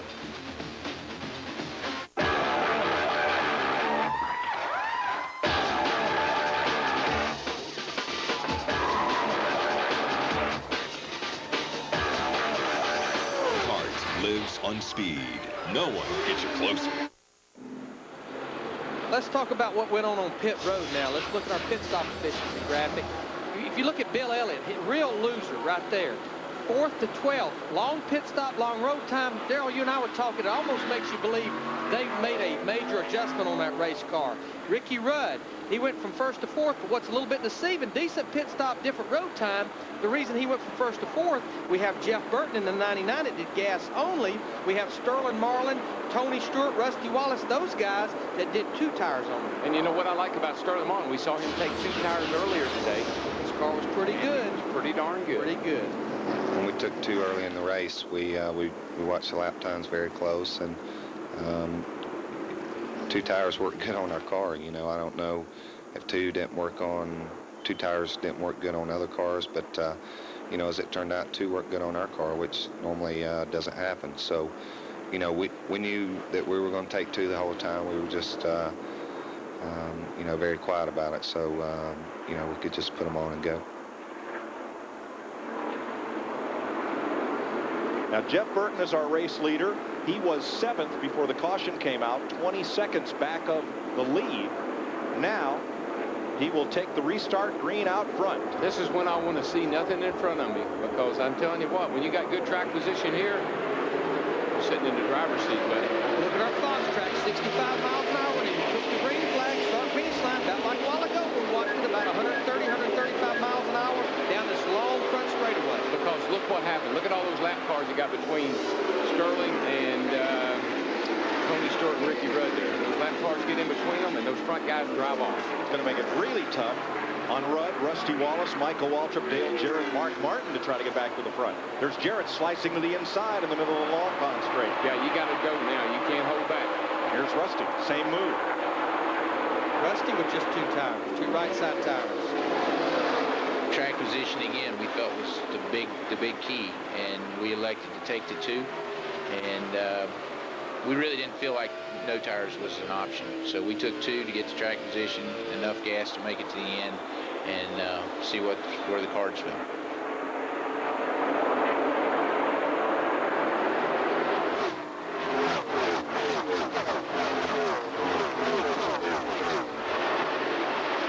Ricky Rudd in 3rd, trying to get back to the front. Lap cars, push around Johnny Benson. And you see the 99 car just driving away. Can't let him get too far away. Now, I mean, he just ran 56.97 because he has no one to fight him. Ricky Rudd, probably a little faster race car, 57.40 back in traffic. Rudd went way to the bottom and goes 3 wide on Benson and Labonte. And here's Mark Martin trying to make it happen. 3 wide will work till they get in that corner. Then they have to be 2 wide, just too narrow. get up on that outside like that, and you just don't have the grip out there that you have down low. This is a battle for 7th. Again, both these cars we felt like was 2 cars that could have made it on fuel had it not been for that caution flag. And both cars are pretty good. I mean, Mark's got a car good enough to get up there and win the race. If he can get there. The last lap, Mark was 2.3 seconds off the lead. This time, he's 3.2 seconds off the lead. And traffic is hurting these fellas trying to get back to the front. Boy, it's helping Jeff Burton. Yeah, those lap cars in between the leader and these cars here trying to get through there is making it tough. Guys, just to tell you how being out front is good, Jeff Burton just ran the fastest lap of his race on lap 174, which is the lap we just run. He is scampering away. 55-25 out there in that clean air. And he's looking back, and he can barely see those guys back there, but he's loving every bit of it. But I think what he'd love to see is Sterling Marlin race Ricky Rudd for about another 15 laps or so and race him hard. Yeah, well, Rudd's got 4 tires, so he's going to be pretty hard to hold off. Sterling's going to have a hard time with 2 tires holding off those 4, I think. Rudd gets a run, looks to the inside. I think he's going to be able to make... No, he ducked back in. He couldn't quite get there. 25 laps to go. Oh, Sterling pushes up high. Rudd's going to get second. Or is he? Well, you know, he can run that low line because he's just got a little bit more grip. Rudd does. Sterling has to kind of let his car slide up the hill a little bit with just those 2 tires. And here comes Jarrett against Tony Stewart for 4th. No contest. Jarrett has 4 tires. No contest. A lot of smoke under the hood there. Larry, would you have taken 2 tires with 30 laps to run? That's a long way to go. You know, again, we watch week after week. We watched it last week at Dover. We see it all the time. Track position win, but 30 laps here, Darrell, that's a long way, 2.5-mile racetrack. Well, it really is, and particularly this late in the race when the grip is at a premium. It'd be hard to give up those 4 tires. Like I said, though, you could talk me into it. Bill Elliott to the right side, to the inside. Elliott is stuck in 11th place, battling Dave Blaney. Nothing there. He's got Bobby Labonte, who's laps down, 2 laps down, to his outside. Yeah, that slow stop just really put Bill back in there where he's going to have a tough time working his way anywhere near the front. And just to give you an example, Ricky Rudd in clean air now, he ran a half a second quicker than Jeff Burton the last lap. Yeah, I can visibly see him closing the gap down the back straightaway. All right, as we go to break, Jeff Burton has a 1-second lead on Ricky Rudd. 2 seconds on 4th place Dale Jarrett. We'll recheck that margin when we come back.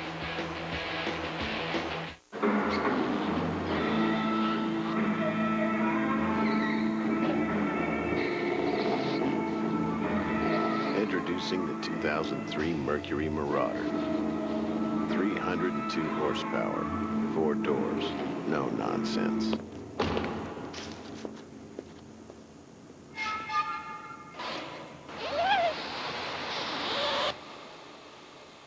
Mercury Marauder. Make room for it.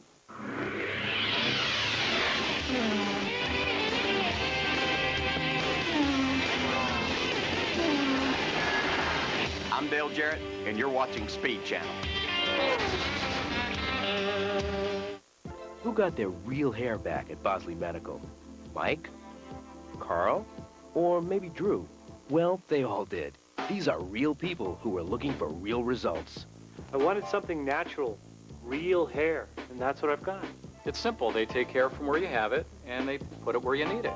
I wash it, I get a cut. It's my own real hair growing on top of my head. Bosley Medical is the world's most experienced hair restoration practice. For over 25 years, they have performed more than 130,000 procedures using the innovative micrografting techniques pioneered by founder Dr. L. Lee Bosley. Each surgeon at Bosley Medical is board certified and individually trained by me. So if you want to have your own naturally growing hair back, call this number for more information. We'll send you this free video and in-depth guidebook that gives you the real facts about hair restoration. There's no cost and absolutely no obligation. So take control of your hair loss. Call now and get the real results you've been looking for. It's your real hair. You can't do better than real.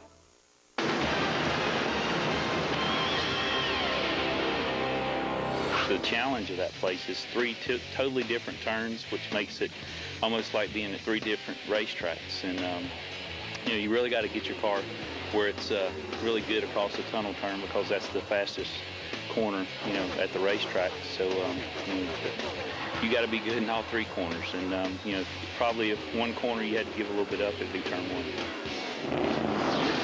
Yeah, I believe the 4 tires right now starting to play out right. They put on the 28 cars. He's able to drive down underneath the 99 car of Burton and make his move and regain the lead one more time. Well, after a tough start today, Ricky Rudd seems to have everything going his way. They overheated early. They got that problem corrected. They've managed to restore the lead. They are back out front with a lead of 1.2 seconds. Michael, is this race in the bag? Ain't no way, man.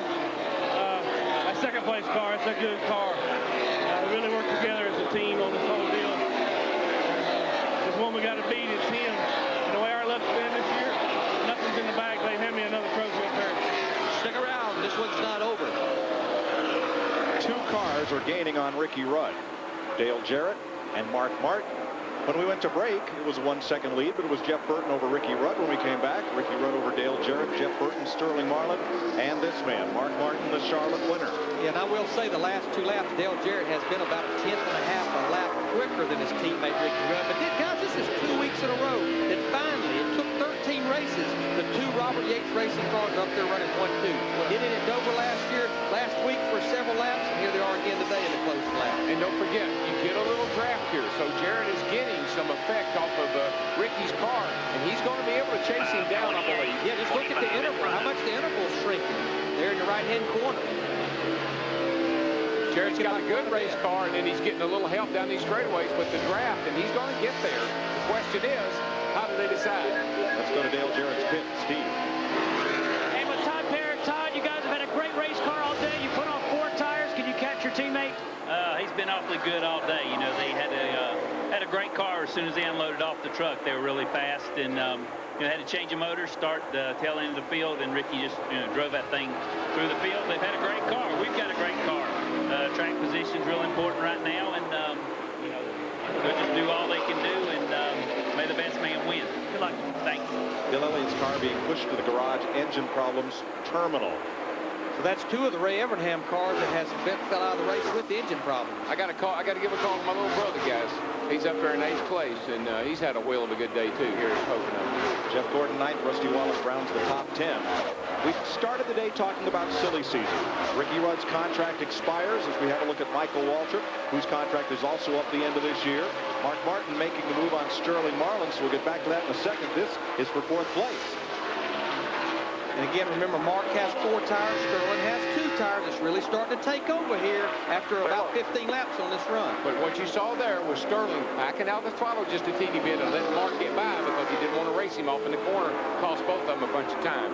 Now, Ricky Rudd has asked Robert Yates for a deadline of June 15th for him to decide on next year. There, if he hadn't decided today. I would say they may have signed a contract on the last pit stops. That may be one reason he fell back in this position. Yeah. Driver happy, signed contract. How you doing? How you doing? How you doing? How you doing? Well, thanks for asking. I'm doing fine. Just got in today. My brother-in-law picked me up at the airport. Mighty big airport y'all got here. And the people here are so nice. You want a beer? I want a bud. How you doing? How you doing? How you doing? How you doing?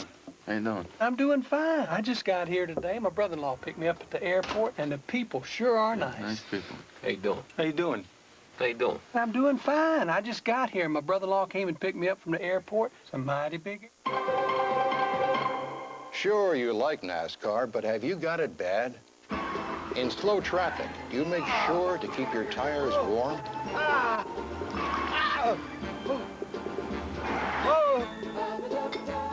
Do you take every opportunity to celebrate the name of your favorite driver?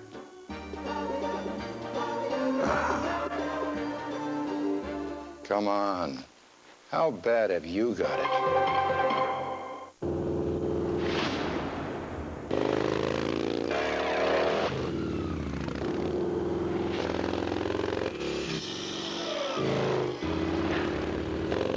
With the new Freedom V12 engine and 25% more power, the 2002 Victory motorcycles challenge all other cruisers. Anytime, anywhere. Take the Freedom Challenge. See your Victory dealer for a test ride and get a free t-shirt. I know a great shortcut up ahead.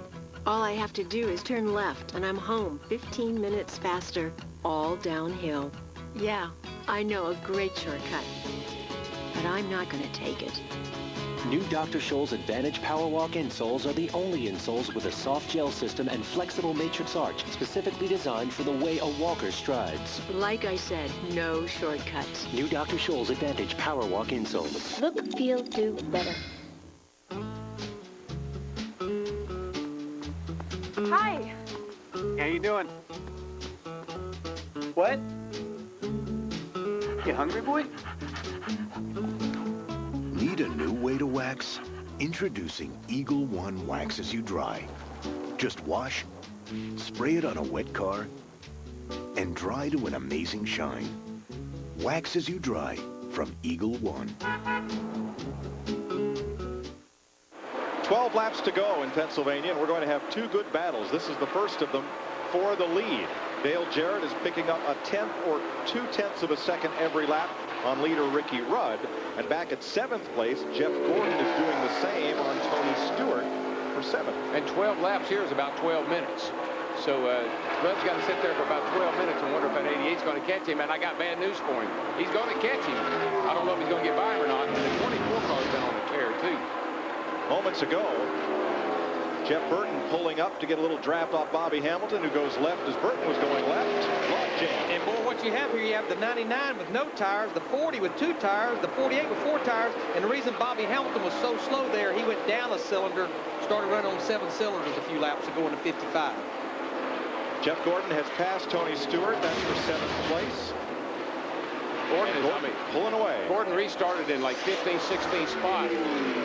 Those 4 tires and the adjustments they made on that car, I mean, he has been on a tear. He could use another caution, Darrell. He's about 11 seconds behind our leader, Ricky Rudd, right now. He's got no chance of winning, but at this point anyway. But I'm sure he's kicking himself right now for what happened coming into the pits, because he's got a car capable of winning this race. Our 3-point leaders all in the top 7 positions. Sterling Marlin, who leads in the points, is 5th. Jimmy Johnson is 4th. Jeff Gordon is 7th. There won't be a lot of change in the point margins leaving here, though Matt Kenseth had problems, went behind the wall. He came in here 4th in points, and he'll lose some ground. And the Jeff Gordon that we've seen year in and year out here for the last several years, that was almost flawless, spun out leading the race at Bristol all by himself. Comes in the pit lane today all by himself and spins out on pit road. So, you know, I think people have a right to question about, you know, what's going on with the 24 car. See Ricky Rudd doing that little bit of snake down the Long Pond straightaway there, trying to break the draft. There, it's almost like 1 lap. Ricky runs a little quicker. 1 lap, Dale Jarrett in 88 runs a little quicker. You're looking at a Dale Jarrett's car. Now, Dale has 2 wins here. And this right here, this is a battle for 12 between Ricky Craven in the 32 and Dale Earnhardt Jr. in the 8 car. Well, this track, you know, we talked about it early on. It's real hitting your mark sensitive. You got to hit your marks to get around all 3 of these turns just right. And if you miss it a little bit, the guy behind you closes. Man, I tell you, Jarrett really closed up that time. And Robbie Gordon, the 31, he's trying to figure out which one of these guys is going to make the pass. Neither one of them going to make the 3 wide here. Oh, boy. Down toward the turn 3. But he drove it in so deep, he couldn't stay in it. And that's a Robbie Gordon that maybe a year ago, or maybe even earlier this year, would have forced the issue. But he really used good judgment there. He gave Ricky Craven a break. It's going to help both of them. Robbie Gordon has really matured this season as a Winston Cup driver. He's always had a lot of talent. Now he's got the maturity to go with it. I believe that. And right behind him, there's another good run for Kyle Petty, the 45 car. Of course, he has 1 win here, and he just keeps getting better as this year goes on. Kyle says this is our zone right now, 11th to 20th place. We're right in that zone. Right now he's placed 15th. As Craven drops to the inside on Earnhardt Jr. Kyle is right there. Yeah, see, when you set goals like that and they're not unrealistic, then you leave a racetrack feeling good about what you've done. If you come here and say we're going to win the race and you haven't even been close, then you're going to go home very disappointed. Craven got the run on the inside, getting into turn 2, but he just couldn't complete it. Dale Earnhardt Jr. kept the momentum, and right here, looking out at Casey Atwood, he's there on the lead lap racing these guys. He's back here in 16th position. He had a good run at Dover last week. Yeah, your buddy, you know, Tony Furr has done a really good job of turning that program around. This is a 6-car battle for 12th place. You got Atwood there and Todd Bodine behind him. 2 by 2 and off into the corner. Jarrett seems to really...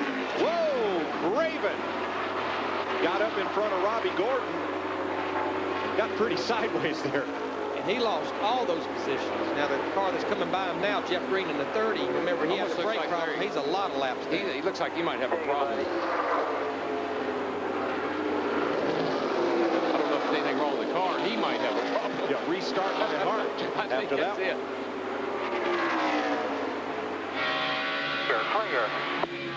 Uh-oh, the 31 car's got a problem now. 31 car's slowing, Larry. It looks like over here coming into turn 3. Yeah, a bunch of cars going by. I think he's got a tire down. Just rubber all over the place. Yeah, left front. Good. He got a tire down. He's right here. They're coming now or stay out? Woo, woo, Bud. You know, maybe Robbie Gordon has a tire problem from that bump right there with Ricky Craven. I think that's exactly what happened. Now, they're going to the left side. Yeah, I think he cut down a left front, Larry, and it was the right front where the contact was. He fires out of the pits. Here comes the leader. It's going to put him a lap down. Big burnout. Great burnout. Ricky Rudd is concerned about the possibility of a right rear going down, Mike. He just said right rear going down. This crew is on red alert down here. They're saying be careful. Yeah, he's got a problem. Definitely got a tire down. Definitely got something wrong. He lost a half a second there. You see Dale Jarrett, his teammate, right up behind him. Remember, it looked like he had the car to beat last week and had that left rear tire loose. He had his hand out the window there for a second. I'm not sure exactly if he was trying to motion Jarrett by or not. I think he's trying to tell him he thinks he has a problem. For the lead. Dale Jarrett edges in front of his teammate. That paper you see going out the window, that's that contract that we're talking about. The last pit stop. Yeah. And right now, he's about 4 seconds ahead of third place Mark Martin. So I'm sure what Ricky Rudd's going to try to do is make sure he has a problem. You know, he'd rather try to sit out there and make sure and nurse it home to second than can come to pit road and lose all those positions. And Fatback, he nailed it, didn't he? Fatback, you know, he said, I'm not going to celebrate until they hand me the trophy. There's definitely a problem on the 28. He had a right rear tire going down. I heard Ricky say it on the scanner. And, you know, it's just very unfortunate. The guys had a great race car. Both cars were really, really good. It was just a matter of who was going to be the luckiest. And, you know, just things that we got to do is keep putting our race cars in position to win. And that's what we did Sunday. You know, we didn't have the fastest car. We weren't in the lead when the race was probably going to end. Them guys were going to win the race because they had a great race car. But, you know, the luck side of it falls into play, and you know, you just have to have your race car in position to win. This is a battle for 12th right here. Casey Atwood, he's picked up 4 or 5 positions just in the last 3 or 4 laps. This is the last Evernham car in the race, the Ultra Evernham Motorsports, Jim Smith and Ray Evernham, and this number 7 car. You know, there's a lot of cars that has gotten underneath Dale Earnhardt Jr. getting in the corner, but Dale Earnhardt Jr.'s car's working pretty good in the second groove in all the corners. He just can't complete the pass on it. Hey, what a weekend for the Jarretts. Jason second yesterday in the ARCA race to Damon Lusk, the winner. And here's his father, Dale, who spotted for Jason yesterday from the top of the truck in the lead with 3.5 to go. Rusty Wallace, Michael Waltrip fighting for ninth. Dave Blaney in the 77, the yellow car right there behind him, lurking to see what's going to happen between these two. Boy, it never fails here. Things change so quickly the last few laps of this race here at Pocono. Engine failures, people that make good calls on their pit stops. And the folks in the grandstand, they know nobody's left. That's right. And they're not standing up. They're all standing up. Mark Martin has just gotten by and ailing Ricky Rudd for second place. And here comes Jimmy Johnson. 3 laps to go. Right now, Mark Martin's about 3 3/4 seconds behind leader Dale Jarrett. Dale Jarrett just needs to make sure he hits his marks. He has a pretty clean racetrack in front of him. Just needs to make sure he don't get himself in trouble. And more tire smoke from Ricky Rudd as he let off the gas for turn 1. To be able to continue on like he is, Larry, I gotta think it's a left side tire, because if it was a right side tire, I think he would have had, I don't think he could have driven the car. His lap times have fallen off about 3 seconds, Darrell, but that's still hauling the mail around here. Yeah, I don't see anything down the left side. It looks clean. Tires all look okay. Maybe that right rear is getting soft. 3 to go. Make that as Jarrett crosses the stripe. Right now, 5th place Sterling Marlin's about 2.5 seconds behind Ricky Rudd. And Jeff Gordon is all over the back of Sterling Marlin. Gordon has really done a great job of marching himself back to the top 5. Yeah, he's going to get a top 5 finish out of this, Darrell. And he led the race early, led 30 laps, and then we counted him out. Yeah, no, that unhooking the rear bar, that was a good call on the Robbie's part. Got him back in. There's the 28. It didn't make it. Yeah, he needed a caution, but he didn't intend on it being himself. There's what's left of the tire. They'll get the white flag this time by. We're still green, but I have to believe the caution will be thrown here. The car is stopped. Yeah, the caution and the white flag. So here's the race right here. Todd Bodine in the 26. Looks like his motor's expired. That's a Robert Yates engine. Caution flag and the white. Dale Jarrett eases off the gas, and he'll just have to come around one slow lap to win it here in Pocono. Mark Martin comes across the line in 2nd. Jimmy Johnson in 3rd. Sterling Marlin will beat Jeff Gordon back to the line for 4th. I told them guys, they started getting excited, you know, when we took the white flag. I said, hey, dude, this thing isn't over yet. You know, crazier things have happened. You know, motor lockup, something crazy. I'll run over debris down there in the corner, and all 4 tires go flat. But, you know, it was a good feeling, knowing that, you know, we had a good lead after Ricky had his trouble, and we'd built a big enough lead on Mark that I don't think there was any catching us. But it's a great feeling to get back in victory lane. A lot of things have gone on here, a lot of personnel changes, and, you know, just for the morale of the team and the sponsors and the car owners and the drivers and myself personally, just to get back to victory lane, just to show everybody and tell everybody that we still know how to win.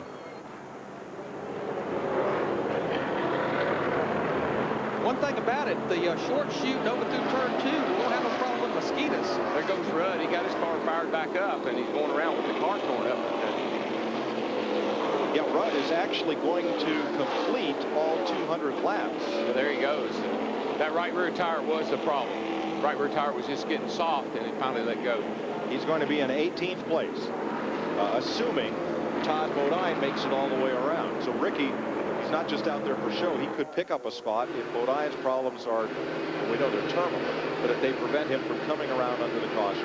And Dale Jarrett will get his first June Pocono win. Hey, David Green, that sleepless night paid off. He's the spotter for the winning car today, as Dale Jarrett comes around behind the pace car for his 3rd Pocono win in his 31st start here in his first victory in the June race.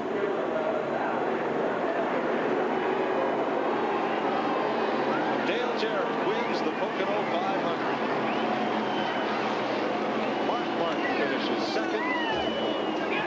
Rookie Jimmy Johnson 3rd. Sterling Marlin and Jeff Gordon comes back for a top 5 finish. We're here pitting the Dremel Advantage rotary saw against the competition to see which tool best handles all sawing conditions. Unlike some others, the Dremel Advantage hugs the curves. Its powerful motor blasts through tile and other tough surfaces. Yet its unique variable speed adjustment handles everything from plexiglass to laminates and drywall. And with 35,000 RPM, it'll slice through materials up to 1 inch thick. So no matter what you're cutting, you always win. The Dremel Advantage. Drive the power.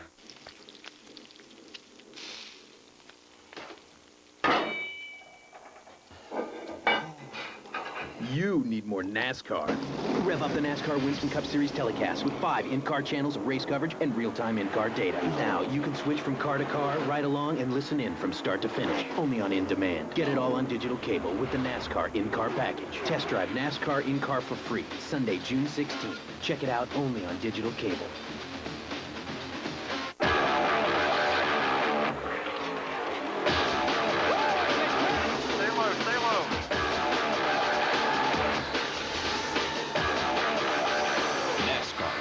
On speed. No one gets you closer.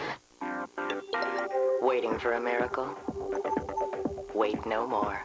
Now there's Pronto, your very own on-call assistant. Live and at your service with the instant answers that make life easier. Need driving directions? Pronto gets you there. Stuck in traffic? Pronto gets you out.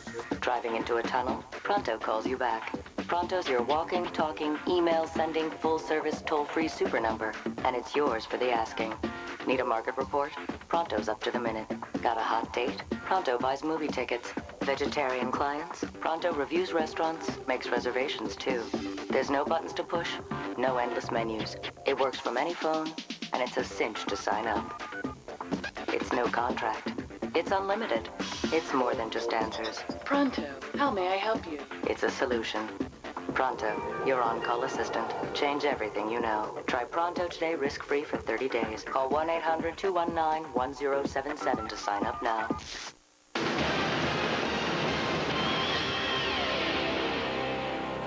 Oh, it's great. You know, you start wondering after a while when and if that day may come again. And when you're struggling, you really wonder how long it may take to get back to victory lane. But I had a good feeling this week. I told my wife, Kelly, before I left that I felt like we were going to win this race. We had a great test at Kentucky on Tuesday, literally all day and night, and but that benefited us coming here. Dale Jarrett has picked up his third Pocono win. Mark Martin, Jimmy Johnson, Sterling Marlin, Jeff Gordon, Jeff Burton, Tony Stewart, Michael Waltrip, Rusty Wallace, and Dave Blaney. It's our top 10 today. The first 18 cars credited with a lead lap finish. Hermie Sadler, the last car running, and the last race on Junie Donlevy's car for the CF Sowers folks. And back through the rest of the field. Bill Elliott had a great car all day and then had trouble right there at the end. It's unfortunate for Bill because he really looked good all day long. This team, if you'd asked him about the grandstand, I guess they've sort of been counting it out or counting it down quite a bit. And we felt like we've had some pretty good runs this year, but nothing to brag about. Now we've got something to brag about, so maybe that'll change what they'll be riding next week. Our car got better all race, and you know, the next to last stop, we put ourselves in a position to go all the way on fuel, and we could do that. Nobody else could, so we were backing up, but you know, just to save gas. But it didn't hurt us in the end. We couldn't race with the 88 anyway, so second place was probably better than we deserved, but this team fought hard for it. We were all pretty darn even all day long, and that's what NASCAR's trying to do. And there's, you know, 3 of the 4 makes up there battling all day long, and you know, we were just all real even. And we got hung up with some lap traffic, and those guys got away from us. I don't think we were fast enough to beat them at the end, but track position would have worked out. It would have probably given us an upper hand. In the point standings, Dale Jarrett came in here 13th. He doesn't quite break the top 10. Jimmy Johnson didn't eat much into Sterling Marlin's lead here. In fact, they are the same as they came to Pocono, 136 points apart. It was terrible early, and took us about half the race to get the car going. It's pretty decent, and we wasn't no match for the Fords and Chevrolets, but we hung in and got 4. We had a good car at the beginning, and then they got real loose, and you know, we were getting it back, got it tightened up, and I came on the pit road, and the brake pedal went to the floor, and I couldn't get it slowed down. I tried to downshift, wheel hopped, and spun out, and couldn't get it back started. It was a mess. I don't know how in the world we stay on the lead lap, but the car was good enough to be able to drive back up through there, so I was having a lot of fun with that. I think for 10 races in a row now, we've been really, really good race car. We're dominant Richmond, dominant Dover, dominant here. So, I mean, you know, what are you going to do? Just keep doing what we're doing. It's a brand new race car, never tested. It's not really hurt. It's just got a little cosmetic damage, but we'll dust our bruises off and go to Michigan.